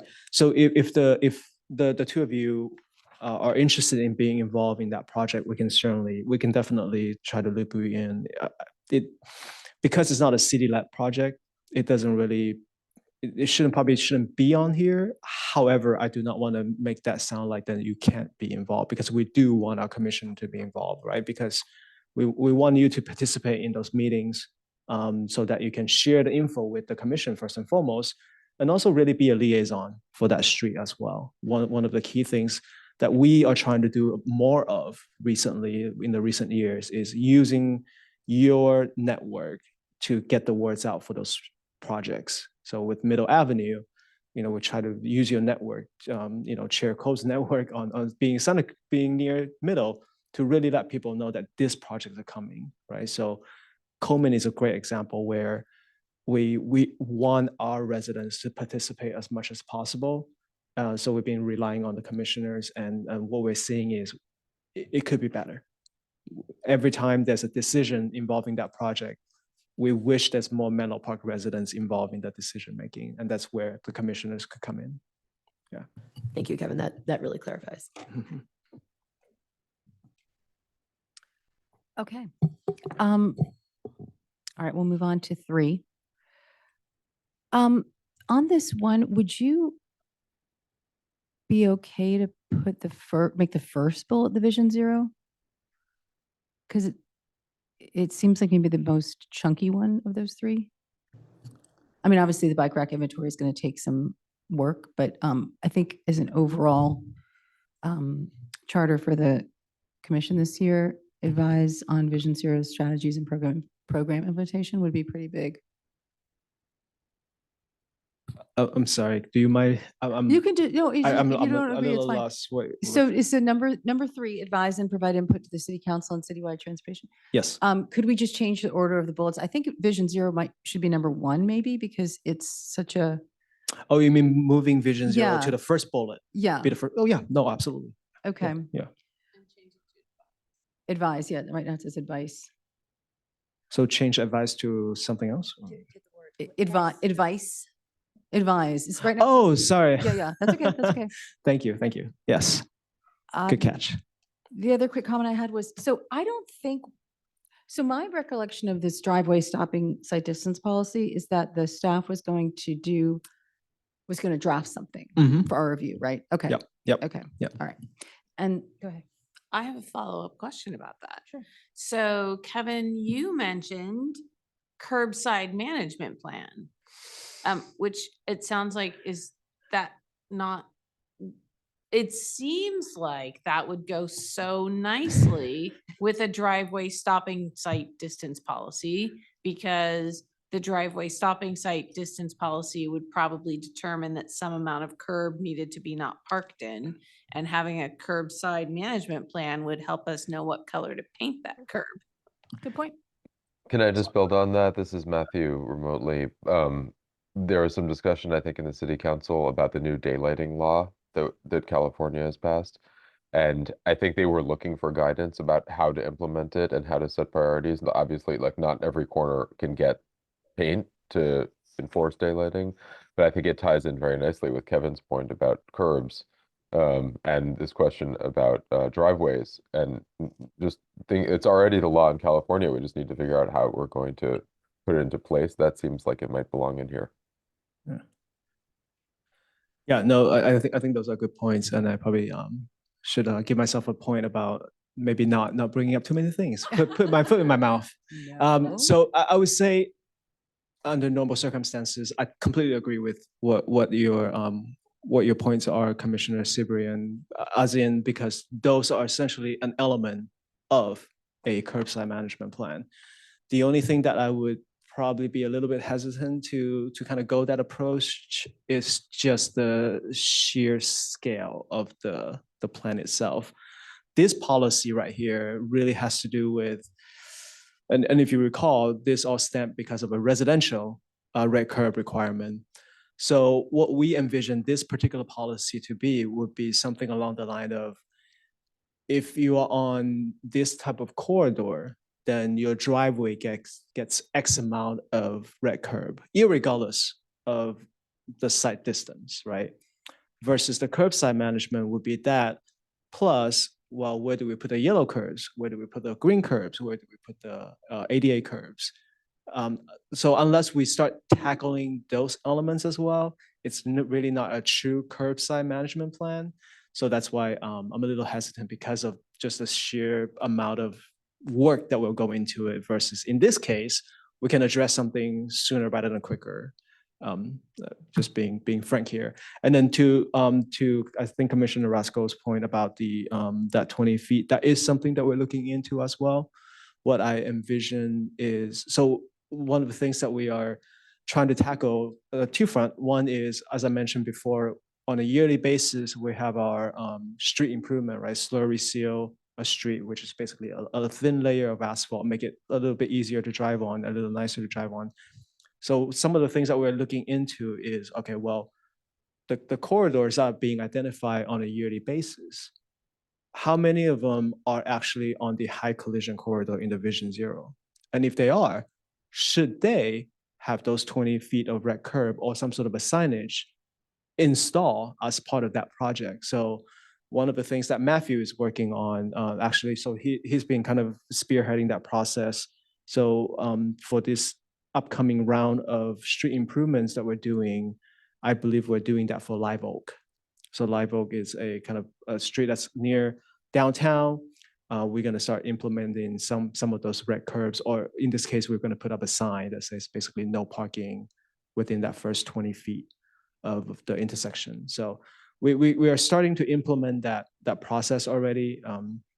Still work in progress, because we ultimately need to know exactly, like I think like Commissioner Rasco mentioned, well, which corridor should we put those red curbs and signs in? Because we obviously wouldn't do that for every single street in the city. So that's a process. So it'll take a little bit of time as well. I think that's a great area for us to give input and also to let the community have some voice too, because I think we've got the data from the Vision Zero, but people also know their corners really well. And maybe there's some mechanism by which we ask people to submit, specific intersections that are in need of the daylighting, and it creates engagement. It creates, positive sense that we're listening to what they have to say, and we'd gather data that would support, Matthew's project to figure out how to allocate limited resources. Yeah, and if there's a desire from the commission as a whole, we can certainly add that as a new bullet. I don't think it necessarily. Yeah, we can certainly kind of add another bullet that highlights the kind of that daylighting rule, and if there's any commissioners that want to be more involved in the process, we can certainly welcome that and kind of involve those commissioners in the process as well. I think we should. Mhm. It feels connected to the other things we're working on, and the commissioners have interest in it. It's consistent with the council priorities. Okay. And is the commission overall comfortable with that bullet being nested into number 3? In this case, it seems like it makes sense. Okay. Yeah. Yeah, so we'll do that.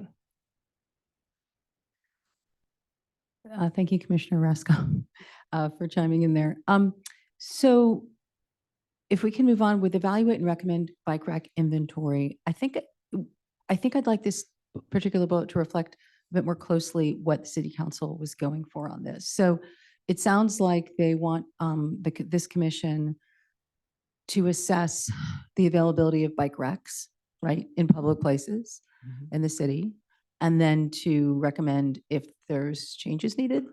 Recommend, Like propose. I could envision the end product being maybe 1 or 2 commissioners form a subcommittee and then visiting the sites, identifying where the existing bike racks are, and maybe identifying locations where additional bike racks would be needed, present that plan to staff, and then we can kind of take that and kind of do some engineering as to, okay, well, like for example, if you come to us with a recommendation, we can look at it and say, okay, that makes sense. from a clearance standpoint, right? Because we always need to look at clearance from the sidewalk, clearance from the street. If it's not, if there's already, if there's a concrete base there already, great, we can put it in a concrete base. If not, can we convert that area from a grass field to a concrete space? So there's that kind of a little bit of a nuance that then staff can take over and make those decisions accordingly. But certainly welcome. I think that's kind of, and I'm kind of just saying that out loud right now as I'm brainstorming what that end product would look like too. Well, I So- mean, could we sort of tighten this up or make this more specific and say something like, assess city's bike rack inventory and present plan to council? Yes, I think that's certainly, I don't know if the city council, I suppose Is that their expectation that we Yeah, come back to them? because Is- we might not need Yeah. to go back to the Or city are council we at the coming same time. back to staff? Like, are we just presenting to Definitely to staff, just Okay. because then we can add that layer of engineering behind it. I'm just kind of thinking out loud whether or not That that sounds item good. needs to go back to the city council. And then if- you hopefully at whatever time we share our inventory of the bike racks, I think at that point, like maybe you could advise us on what is the best way to get that, like, Right, I feel know, like once in we front of have that city council. plan, yeah, once we have that plan, we can easily, well, maybe not easily, we can determine whether or not those locations make sense and then implement them. I don't see a reason why we need to go back to the city council see. unless there's a Oh. reason to. Okay, Yeah. okay, well, that's great. Yeah. Yeah, so it could be assess the city's bike rack inventory and recommend plan. Yeah, Staff. and I think that's purposely not being specific about staff or city Okay, okay. council, because at the end of the day, like I say, if it's something that's feasible and doesn't take a lot of capital, and by capital, I just mean staff hours and money to Yeah, procure those bike And s- racks, we can install them relatively easily. okay, and back to the sort of desire to be clear with the public, am I correct? Is it the bike rack inventory in public places and Right, public so, spaces? yeah. City- I would say corridors, yeah, facilities. So for example, I think Nealon Park came up, It's everywhere in the Or city. coffee bar also came up, yeah. We have a list of locations that we can share with whichever commissioner wants to be more involved in the process too. To Everywhere. Chair Cole's point, Yeah. would you recommend putting in, like, evaluate and recommend public bike rack inventory? I mean, I think to Right. make it clear, yes, because someone's going to say, what about at blah, blah, blah, and it's not going to be a public space. I'm pretty sure, like, I don't know what, who's going to be on that subcommittee, though I'd be happy to, but I also, like, I would imagine it would be nice if so like the places, and maybe I'm just confused about public. So like the whole Big Five, CVS, or is it CVS over there where BevMo Mhm. used to be, or maybe is coming, I Sure, don't sure, know. yeah. Anyway, like that is a weird little dearth of bike racks over there. Like, Oh, okay. and so, but is that public or private? That's probably private, but Kevin, what was the intent of council? Was it like in public owned land or everywhere in the city? It will have to be public land. Yeah, I think that will make the process a whole heck of a lot easier. Yeah. But it doesn't mean it can't serve private entities. So for example, I think coffee bar in downtown sort of came up by what was explicitly mentioned by one of the council members, right? So it's serving essentially a private business, but we'll try to put the bike rack on public I see. row. So that way it's easier because we own the right of way. We don't have to go through any sort of Mhm, process. We just need to make sure the currents are there, that it can be done. But okay, yeah, we're not limiting.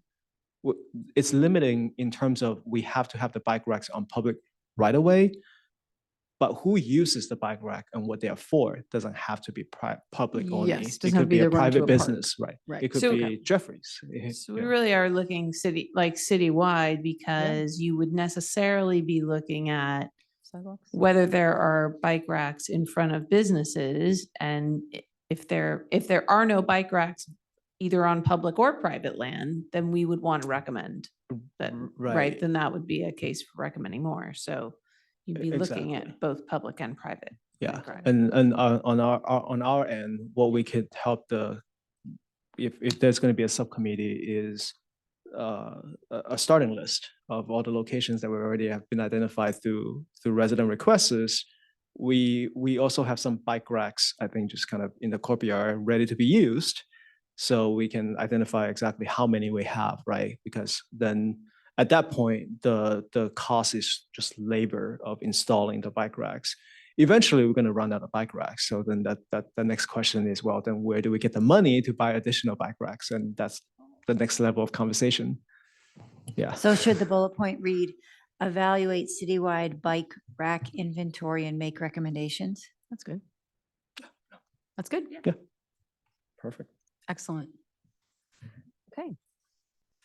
So the only other thing, does anyone have anything else on this bullet before we move on? I just had one question, which was, I'm not advocating for this to be added unless it seems like a city council priority, but I know there were last year, specifically, we talked about, is it, and I remember there was some public feedback on this, is it obvious to city residents, what is the safe connected network for bike and peds, and have we mapped it out, evaluated it for gaps, made recommendations to city council about filling in some gaps if there are some? That was something we talked about focusing on. Is that something that's come up recently that city council wants us to do? I think Commissioner Raskoff, didn't you say that kind of exists already within the Safe Routes to School? Yeah? My recollection was that it was expressed as a goal by Hugh Louch in presentations to the city council. Yeah. And I think it's hugely important. And Kevin, I think I've heard you talk about this as well. And I think that's kind of what I mean when I talk about like high level goals. Like, Yeah. that's critical. I think that's the aspiration that we have. I don't know if that's in the transportation master plan, which was produced in 2020. And so like that to me feels like such an important guiding principle for us that should be in this document. I remember the same. I wasn't able to sit in on the public meeting this year to comment on the proposed budget, but I did last year. And I remember that comment came up quite a bit in public submitted comments that why don't we have a sense of what this network is around the city, and is there one, and et cetera, et cetera. So I do agree with Commissioner Raskoff that it's important. I would work on it. I would really like to see that happen. We can put it here, and if you want to check back with the city manager to see if this is something that the council feels strongly about, I think some of us do on the commission. Yeah, I think we can certainly, at least with tonight, come Yeah. up with some verbiage, and then we can present that back and then see where that fits within either should it be explicitly identified in the work plan, or are we doing enough already that it doesn't have to be part of the work plan? Because again, with the work plan, at least what we are trying to do is make sure that the task can be achieved within the 1 year framework, right? Because I think to Commissioner Roscoe's point about the point about, well, how do we measure success, right? One of the things that we're trying to do is with the tasks, being able to get it done in a year timeframe, Yes. maybe 2. So then we just carry it over, but not something that is going to take, years and years of effort. Those then becomes sort of the numeric list. The numeric list is really kind of that goals and priorities, right? Those are going to take years and years, and the tasks are specific projects or a specific thing that we can do within a year or 2. Can I Just- add a thing to, but maybe I don't understand the bullet pointing of it, but the maps, like I know that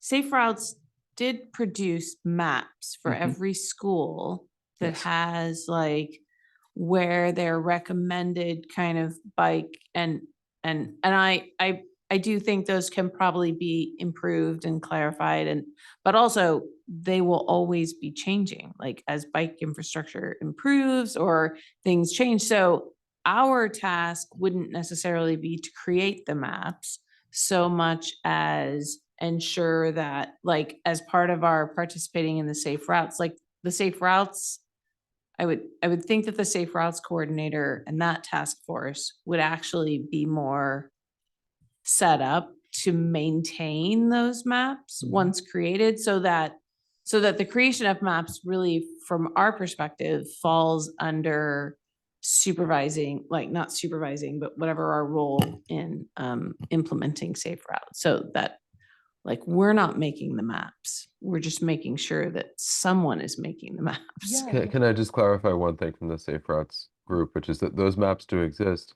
but they're not actually safe. You know, like for example, the map to Oak Knoll included Middle Avenue before it had a bike lane on it because it was technically designated as the, you know, the safe route to school, but it wasn't particularly safe and the traffic speeds were too high and there was no bike lane on it. So to me, like, I think the goal is like an actually safe interconnected network across the city, not maps of the best we could do as it currently stands, but a fully connected network. I did dig up the transportation master plan, and it identifies this as a challenge, as a lack of fully interconnected bicycle network, but it doesn't actually have goals and tasks that are assigned to building that out, as far as I can tell, in my reading of the 351 pages. But that's really helpful because maybe it does belong up there in the first book. Right, Okay. yeah, and I think that also speaks to sort of, you know, more or less limitation of what a plan is about, right? So you typically have policies, you have programs, you have plans. There's not going to be a single plan that covers everything, right? So to Commissioner Roscoe's point, it identifies it, but it doesn't have strategies or programs on how to address it. Yes, Vision Zero sort of addresses that. it does. From It's very a specific. collision standpoint. The maps that you guys are all mentioning right now, you know, certainly I think it tries its best to identify multiple routes of access, right, for a school. And certainly some consideration of volume, of availability of facilities are part of that consideration. I remember Commissioner Altman's point about the Oak Knoll one having, you know, Oakdale and Yes. Oak both being one of them, right? Oakdale was chosen because it has lower volume, but it's not a direct route. Kids probably go to Oak instead. It's more direct, easier access, but Oak has more cars than Oakdale, right? So those are things that are being considered. We have both. Both are identified on the route. Do we really choose one over the other? Not really, but they are on the map. So I think to your point about the maps are being created already, maybe perhaps somebody taking a look at it, making sure that they still make sense, or if there's an opportunity to make enhancements, you know, telling staff what they are, and then in turn, we can tell you where that falls within the priorities. Maybe we can say, oh yeah, that is a location that we are considering for 2 years from now because of this project. Or maybe in the case of Middle, the sidewalk, it's not even on the CIP, 5-year CIP, right? But we are going to put in the bike lane. But because of the bike lane, the sidewalk gap got identified, put to the forefront. There were conversations about it. Ultimately, it didn't get added to the CIP, but there was a conversation about it. Yeah. Well, Can I? yes, go ahead, please. So I have kind of a question because I think on the city council, I think it just says safe routes. And I think in many other places it says safe routes to school. And I was just wondering, so apparently there are maps for safe routes to school, but are there like other safe bikeway maps that are towards other destinations within the city? No, that's, No, that's, yeah. I think what we were talking about is Yeah. that should exist. Yeah, I Right. think that's. Yeah, I mean, I think in the last few years, there's always some commenters basically saying we have a really good, we have safe route to school, but what about safe route to work or etc. To answer your question directly, no, we don't have those type of maps available, right? But part of what we do is also identifying those corridors that serve those population, right? So Middle Avenue, one of the reasons why Middle Avenue sort of jumped to the forefront, while it is, you know, highly used by kids for sure, it's also a commuter corridor, it's also a recreational corridor, it's also, you know, it serves multiple purposes, hence it sort of got to put to the forefront of it all as well. The evolution of Middle Avenue actually is kind of interesting because we had I think initially it was just meant to be a bike project. And then the city council then expanded it into also including traffic calming. And so it sort of evolved into something that kind of became bigger than what it was originally. And that goes to the point about, we as staff, we always have a level of understanding of how big a project could be before it gets too unwieldy and takes too much time. And then it just slowly kind of evolve either by subtracting or adding based on, feedback from the commission, feedback from the city council. Well, if we can add a bullet around that, around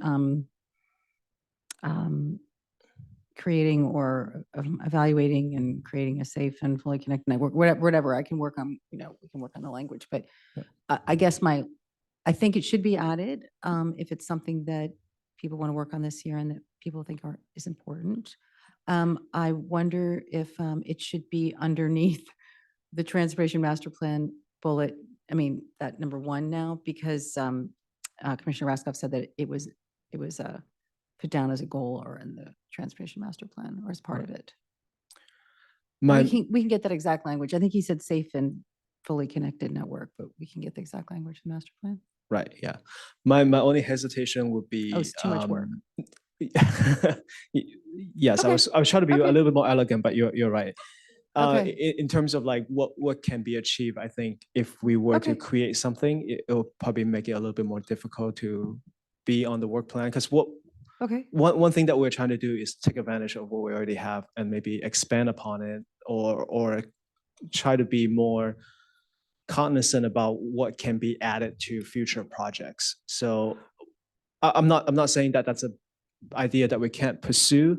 I would just want to take some time to think about Okay, that's fair. how to fit that within the existing efforts that we already have going on, rather than try to create Yes. a whole new set of Yes. maps that's titled Safe Route to Work or something else. Well, this may help. This may be a good segue into the fact that I think we should chop off some of these things on the bottom of the work plan. Support the council's, let's move to 4. Support the council's ongoing initiatives to improve access to downtown and support downtown businesses.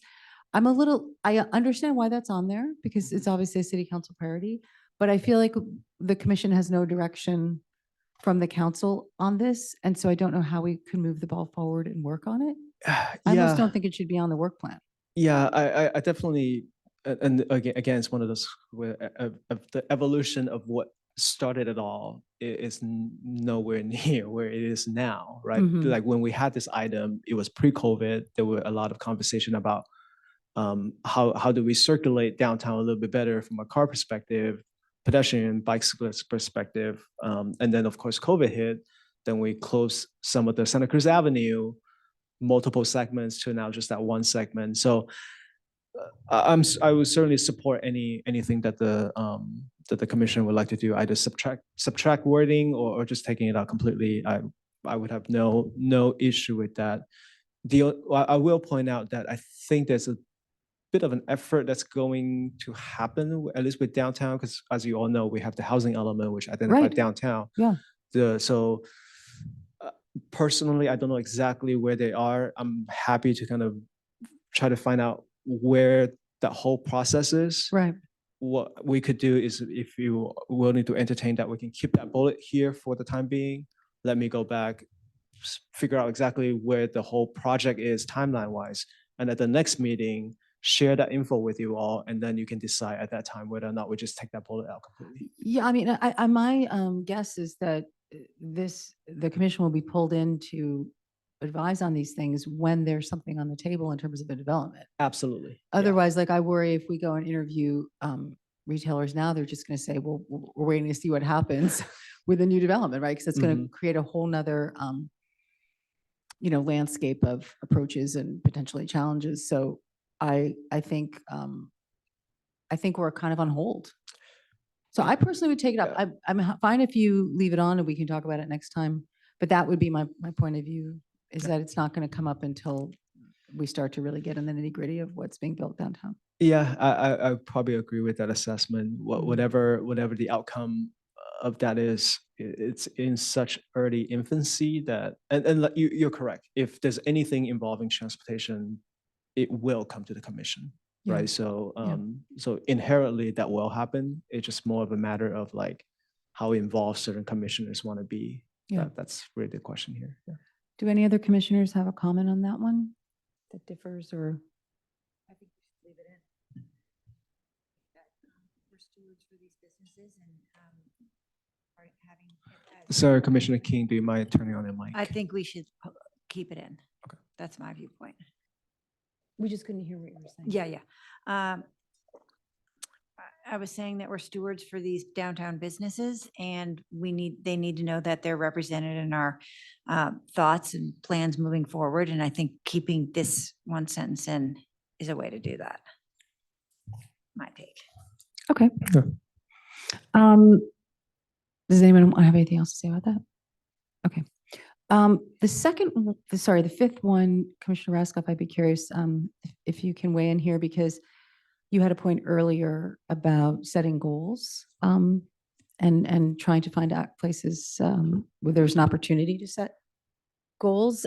So with regard to Safe Routes to School strategy, the way this is phrased, to support the implementation of the strategy and advocate for community engagement program continuity and design implementation. I just want all of us to really read that and ask ourselves if the commission does all of those things, you know, in a robust way. I'm not sure if that's the case. If it's more useful, and I know that Matthew and Jackie and Lisbeth and a lot of us here and you, Meredith, are all more involved with Safe Routes to School and attend the task force meetings. So you probably have an informed point of view on this one.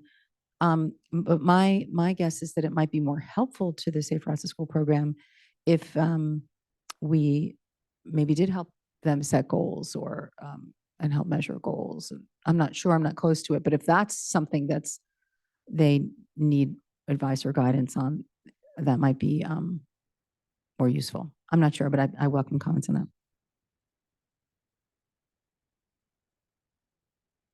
I do think that would be beneficial. It's so sort of beyond the scope of that task force to set citywide goals. I think they can help with like the school aspect of it, but you know, Kevin made a good point about like some of the best projects that we have are the ones that hit multiple audiences that impact, you know, those who are going to school and those who are going to work. So I think there's a role for this commission in setting those high level goals, helping make sure each of the kind of sub communities are plugged into them, are aware of them, understand the potential allies and, you know, partners that they have in achieving them. But, you know, for example, like reducing the number of car trips to schools feels like a very important goal. I think about a third of morning traffic is school drop-offs in many cities. So like if we did that, then it would help us with many of the other, you know, citywide goals that we have. But like that to me feels like it's an area of possible coordination across these groups that goes beyond just advocating for more engagement, which is kind of activity based, and thinking more about like where do we want to go and how are we going to achieve it, which is more outcome based. That's what I would argue for.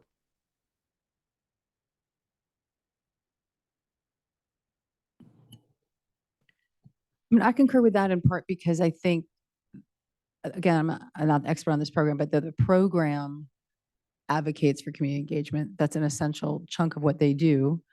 And I don't know that this commission should be overseeing them for sort of program continuity, design, implementation. I feel like that should be squarely in their hands. So I concur with Commissioner Raskoff that it may be that where we, on a high level, kick in is to help them set high level goals and measure them and be more outcome based.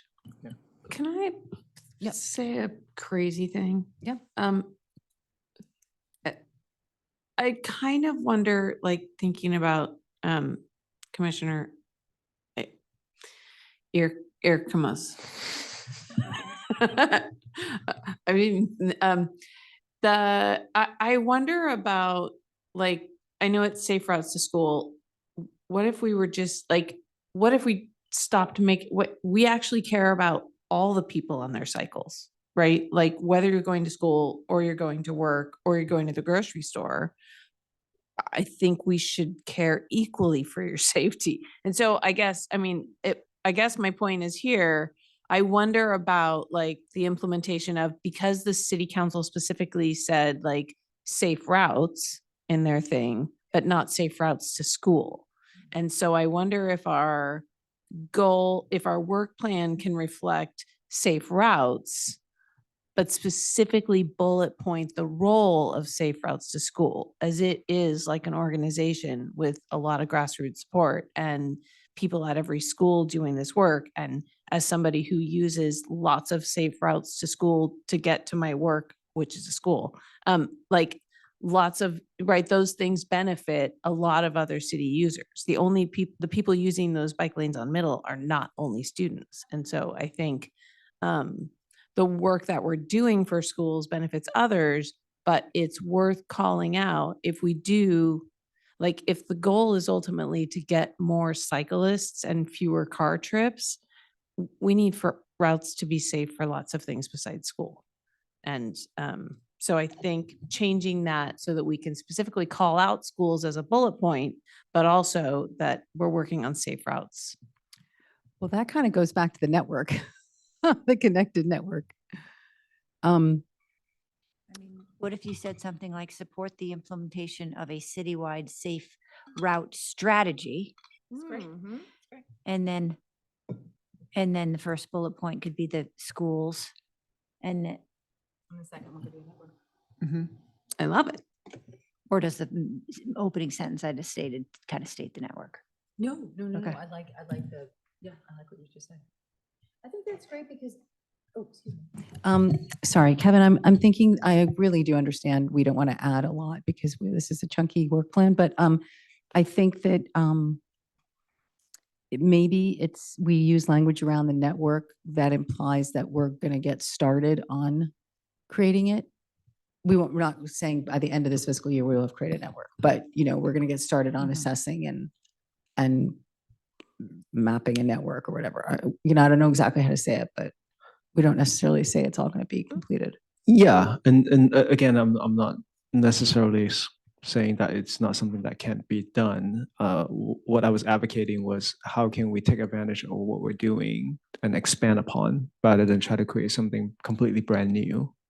So I think that makes sense to me in terms of with number 5, essentially removing the school reference, right? Keeping it safe routes. And then with the first bullet becoming sort of school focus, and then having a second bullet that more focuses on the other categories, to, I guess, to work, to shopping, et cetera, et cetera. So we let staff go back and come up with a draft verbiage. And then also that allows us some time to think about how we can fit that within sort of the efforts that are going on right now as well. So, yeah.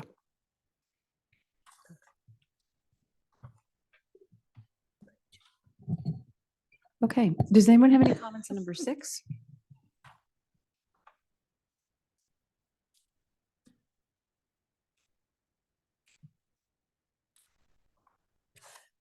This one, I would honestly, I am not saying by making the recommendation, I think we should drop this. I'll tell you why. I'm not saying that it's not important for the commission to advise the city council on the city's role in these projects. It's just that I think that's something that we do as it comes up as an agenda item, for example, with a recommendation from Samtrans to move the bus stop. Something that's, beyond the city. But this, to me, this sentence makes it sound like we'd be proactively doing this. And I don't think the commission is proactively informed around that. Yeah, I think again, sort of the evolution of the item number certainly plays a role in this. Yeah, I think when this came about, we had quite a few regional projects going on. We had the Dumbarton Rail, we had Caltrans electrification, to some extent the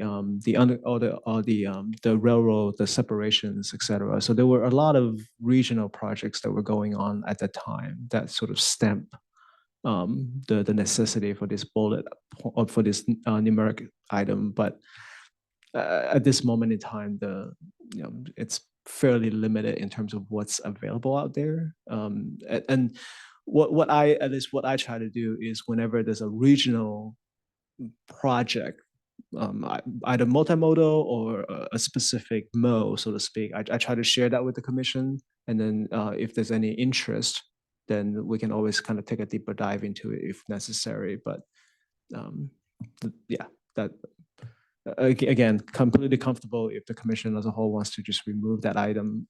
I myself, as a liaison, would just continue to provide those milestones for regional projects to you at the appropriate time. Like it wouldn't stop me from doing that. Well, I think that would make sense because you have visibility to it. Right. Does anyone object to removing it? No, but can I ask a clarifying question about it? Yeah. So would it, I mean, when as I read through that, it sort of feels like the reason why Quiet Zone would come before us, or the reason why the city shuttle evaluation, although that's not regional, right? Yeah, no, those would not, I would not Because consider those those to would fit be. under number 2, Yeah, because they're public transportation. yeah, even the sort quiet of. zone, while by definition it serves the Caltrain corridor, but it is really a city initiative. It's something that, residents wanted, went to the city council priority workshop, and then got that put onto the priority list when it wasn't in the first place. So yeah, for those two specific projects, I would not having 6, let's put it this way, not having 6 would not have stopped those projects from coming to the commission. Okay. Yeah. And also it seems like 2 kind of covers a lot of whatever would come under 6. Right, exactly. Yeah, number 6 was strictly efforts led by those bigger agencies, the MTCs of the world, the Caltrains of the world. That's what it was intended for. Like I say, because at that time we have Dunbar Rail, we have Great Separation, we have a lot of multi-modal regional projects Okay. going on, versus nowadays there's still progress going on, but some are kind of toward the tail end, some just kind of stop. So the need isn't really there at this point, Yeah. at least in my opinion. I could certainly support that.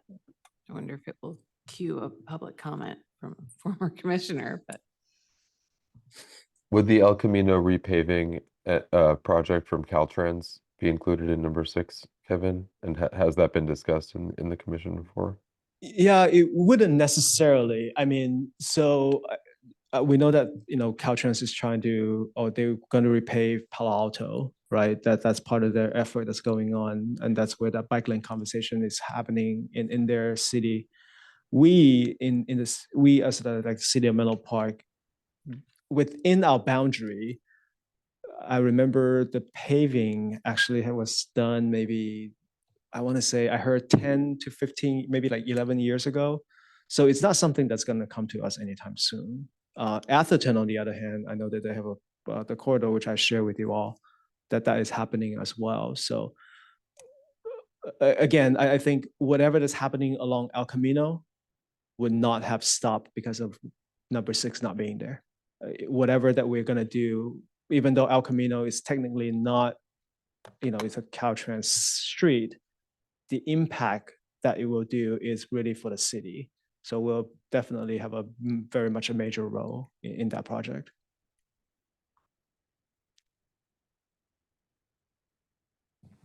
Okay. The last thing I'll say about this slide is that I think there might be an opportunity to reduce the word count in number 2. I'm just staring at it and thinking it probably means the same thing if we just say provide input and recommendations on the city's major development projects by evaluating their impact on public street safety and bicycle, pedestrian, public transportation accessibility, because I think we really want to emphasize that. We should probably just drop the and transportation accessibility especially piece. I can send you that rewrite, Kevin, because then we can shorten that up and make the slide, because we've added some things. All right, then. Well,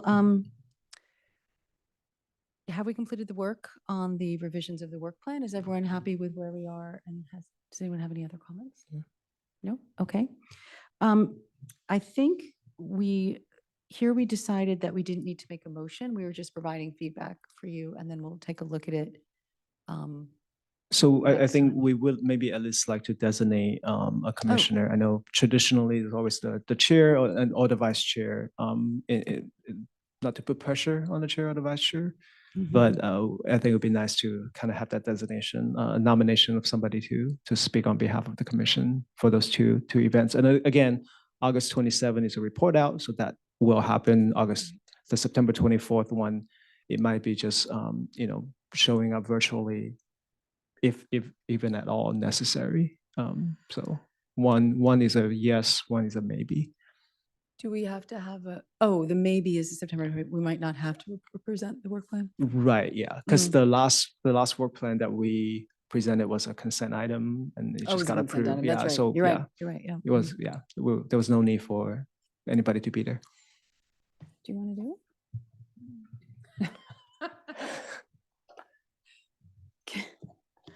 Is there only one person that does it? Can there be two? No, can't really split it up. How's I it thi- normally done? I I know think- EQC does it, right? Yeah, yeah. I mean, it's done in the past. It's just a lot easier if it's one person because person. then you know what's going on. Right. Yeah. Well, I'm happy to do it if people are okay with that, or does anyone want to do it? No, but only because, well, actually. Well, actually, you were chair that work in that year. Oh, so she can do, Jackie can do it. She was Okay. chair in 2023, Right. 24. Okay. So And if we have to present the forward plan, I'll do it. How about that? okay, so like we it's have 2024. Commissioner Cibrian for the August 27th and then Chair Cole for the 24th. If we do it, yeah. Okay, so by acclamation, we'll just go with that. Oh. Yes, bye. Excellent, thank you. Can we regroup? Is part of what you wanted to accomplish tonight to talk about subcommittees, et cetera, or do you want to regroup on that next time? Yeah, I mean, perhaps we'll just move on to the next item. I'll provide some excuse me. remarks and then we can make a decision at that Oh, time. I thought that was in here. Pardon me. Yeah. Okay. Moving on to the next item. The next item is to evaluate commission subcommittees. So we are moving on to that item. That's what I'm asking. Just read the title if we want to Okay. postpone it. Talk We just still read need to the read it title. anyway, so Okay. yes. Evaluate commission subcommittees to support city council and commission priorities. Kevin, would you like to introduce this item? Yeah, so the reason why I put that item on there is because, if E2 conversations, evolve into having the need to change subcommittees, then we have the item available. But it sounds like, I mean, there certainly, I think there's considerations. If I can put that word out there, maybe certain commissioners would like to be more involved in certain things. What I would recommend is that maybe we'll postpone this item to the next meeting where we actually do the approval. And then at that time, maybe give the commissioners at least a month to think about whether or not they want to be involved in those efforts. Because, you guys are volunteers. It does take time. Yeah. If you want to be on a subcommittee, again, the amount of involvement is really up to you guys. We as staff will try our best to accommodate the schedule within the overall project schedule. But ultimately, you guys have to spend the time, so maybe we'll postpone that to the next meeting.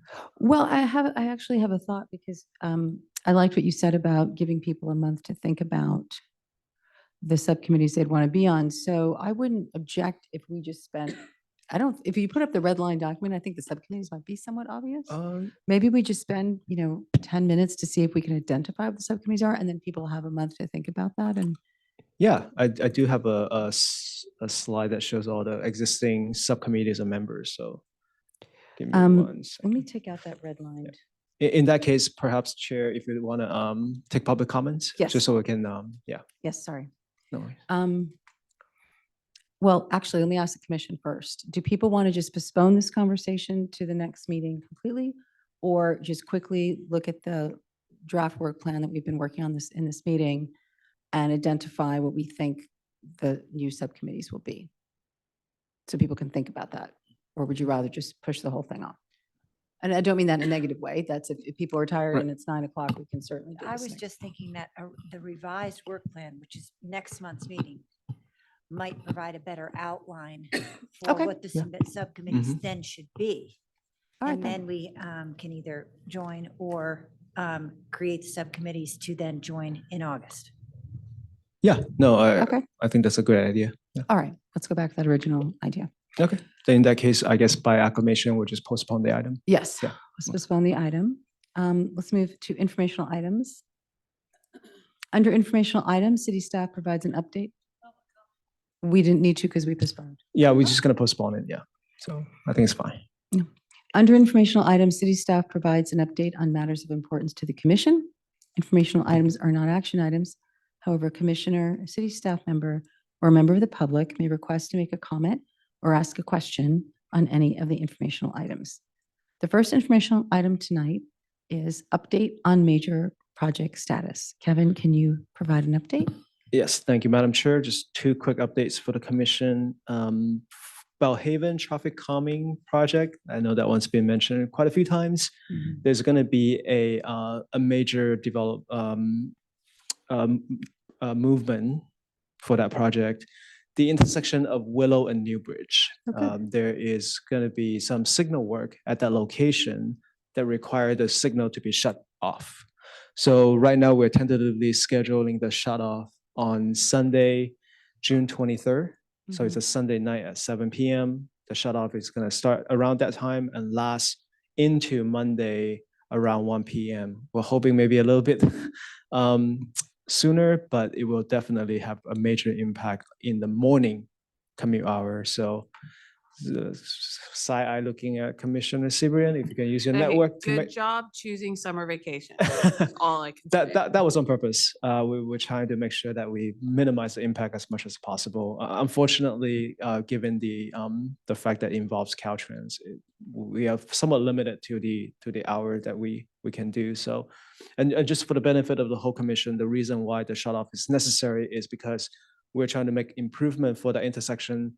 Right now, if as a pedestrian, if you're crossing Willow on the north side, so going from the market to the other side of East Palo Alto, there are times where when you're crossing, cars making a left coming out of Menlo Park is going at the same time that you're crossing, which is not generally a practice we like, especially at a location like Willow and Newbridge. Yeah. So as part of that improvement, we're essentially gonna upgrade the equipment and separate that phase. So it's more traditional where when you're crossing that crosswalk, the cars that are making a left will not be coming at you. It'll be a separate phase.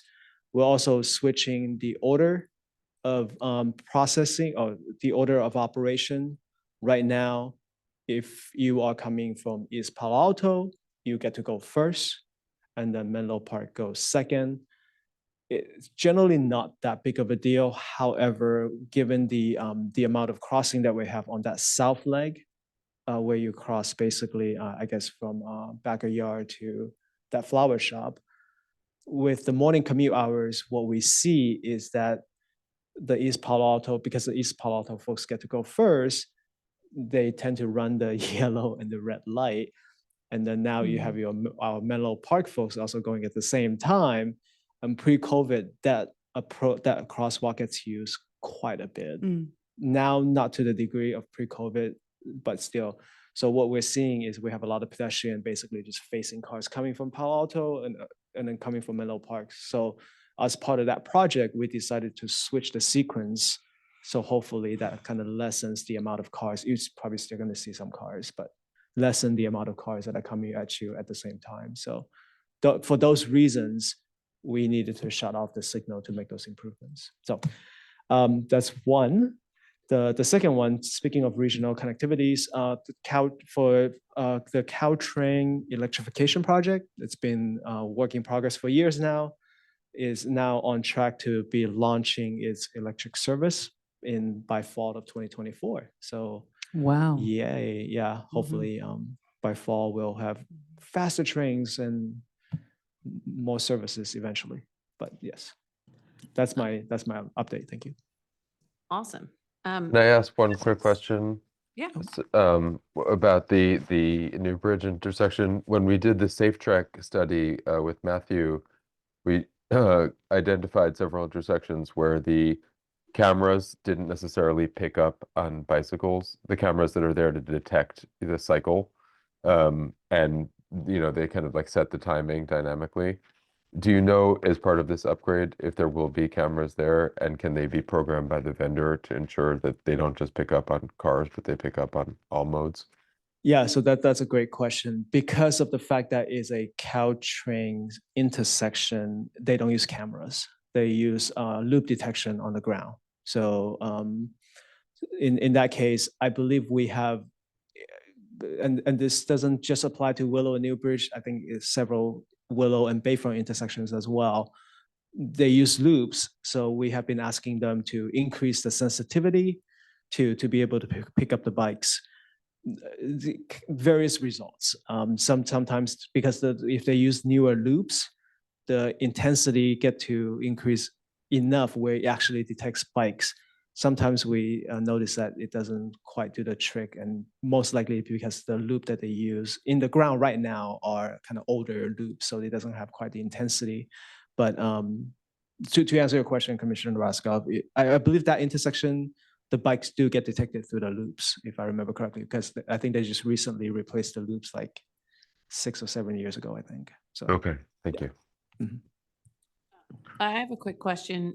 On that Monday morning, is there any chance that Menlo Park would send like traffic police out there to help facilitate a little bit better flow? Because that like some people go to work in the summer, and I think that Monday morning might be kind of hard. yeah, no, that's a Um, good point. We already engage our PD about so they are aware of the effort that's going to happen there.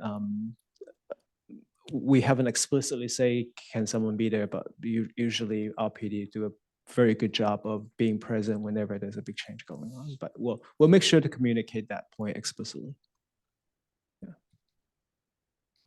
Should I call for public comment? Yes, please. Thank you. Yes. Matthew, can you please call for public comments on this item? Yes, thank you, Chair. For virtual attendees who wish to provide public comment, you may engage the raise hand feature, or if you're calling in from a landline or cell phone, press *9 to raise your virtual hand. If you are participating in person, please wait for the chair to call your name. You can then step up to the podium to make your comment. Seeing no virtually raised hands, I return the meeting to the chair. Thank you. Thank you. Item F2 under informational items is tentative Complete Streets Commission agenda. Kevin, would you like to cover that? Thank you, Madam Chair. This is the first time the item's on our agenda, so I just want to take a couple minutes to kind of talk about it, and in the future, won't have to anymore. So this is something I believe came from a couple of the commissioners, a desire to see, I guess, what we consider to be a look-ahead calendar, what's coming to the commission. So from now on, each of our agendas, I will do my best to update this list. And my goal with this list at a minimum is to inform you potential items that are coming to you. And we'll do our best to order them in such a way where it tries to match with the monthly meetings, meaning, number one, hopefully will be the one that's coming to you next month. And number two, et cetera. Recognizing I do want to, just put a caveat on sometimes we try, but not successful at doing that as well. So do take it with a grain of salt, but that's the intent of this item, and we'll continue to do so for future meetings. Thank you, Kevin. I think that's a great change. Thank you for doing that. Matthew, can you call for public comment on this item? Yes, thank you, Chair. For virtual attendees who wish to provide public comment, you may engage the raised hand feature, or if you're calling in from a landline or cell phone, press *9 to raise your virtual hand. If you are participating in person, please wait for the chair to call your name. You can then step up to the podium to make your comment. Seeing no virtually raised hands, I return the meeting back to the chair. Thank you. Thank you, Matthew. Under committee and subcommittee reports, I'm asking if any subcommittees have reports or updates. As we're transitioning these committees, probably not, but if anyone does have an update, please let me know. And aside from that, before we adjourn, I just want to say these are hard meetings when we go over a work plan and discuss priorities, and it's not easy to try to create a work plan that's actionable and specific, reflects the city priorities, reflects what we can accomplish in a year. So I really appreciate everyone's hard work tonight in sorting this stuff out. It's actually the harder meetings than when we have something on the table, like, an intersection that we're discussing. These are the harder ones. So thanks for your time and your service, and I'm adjourning the meeting at 9:06. Thank you. Thank you.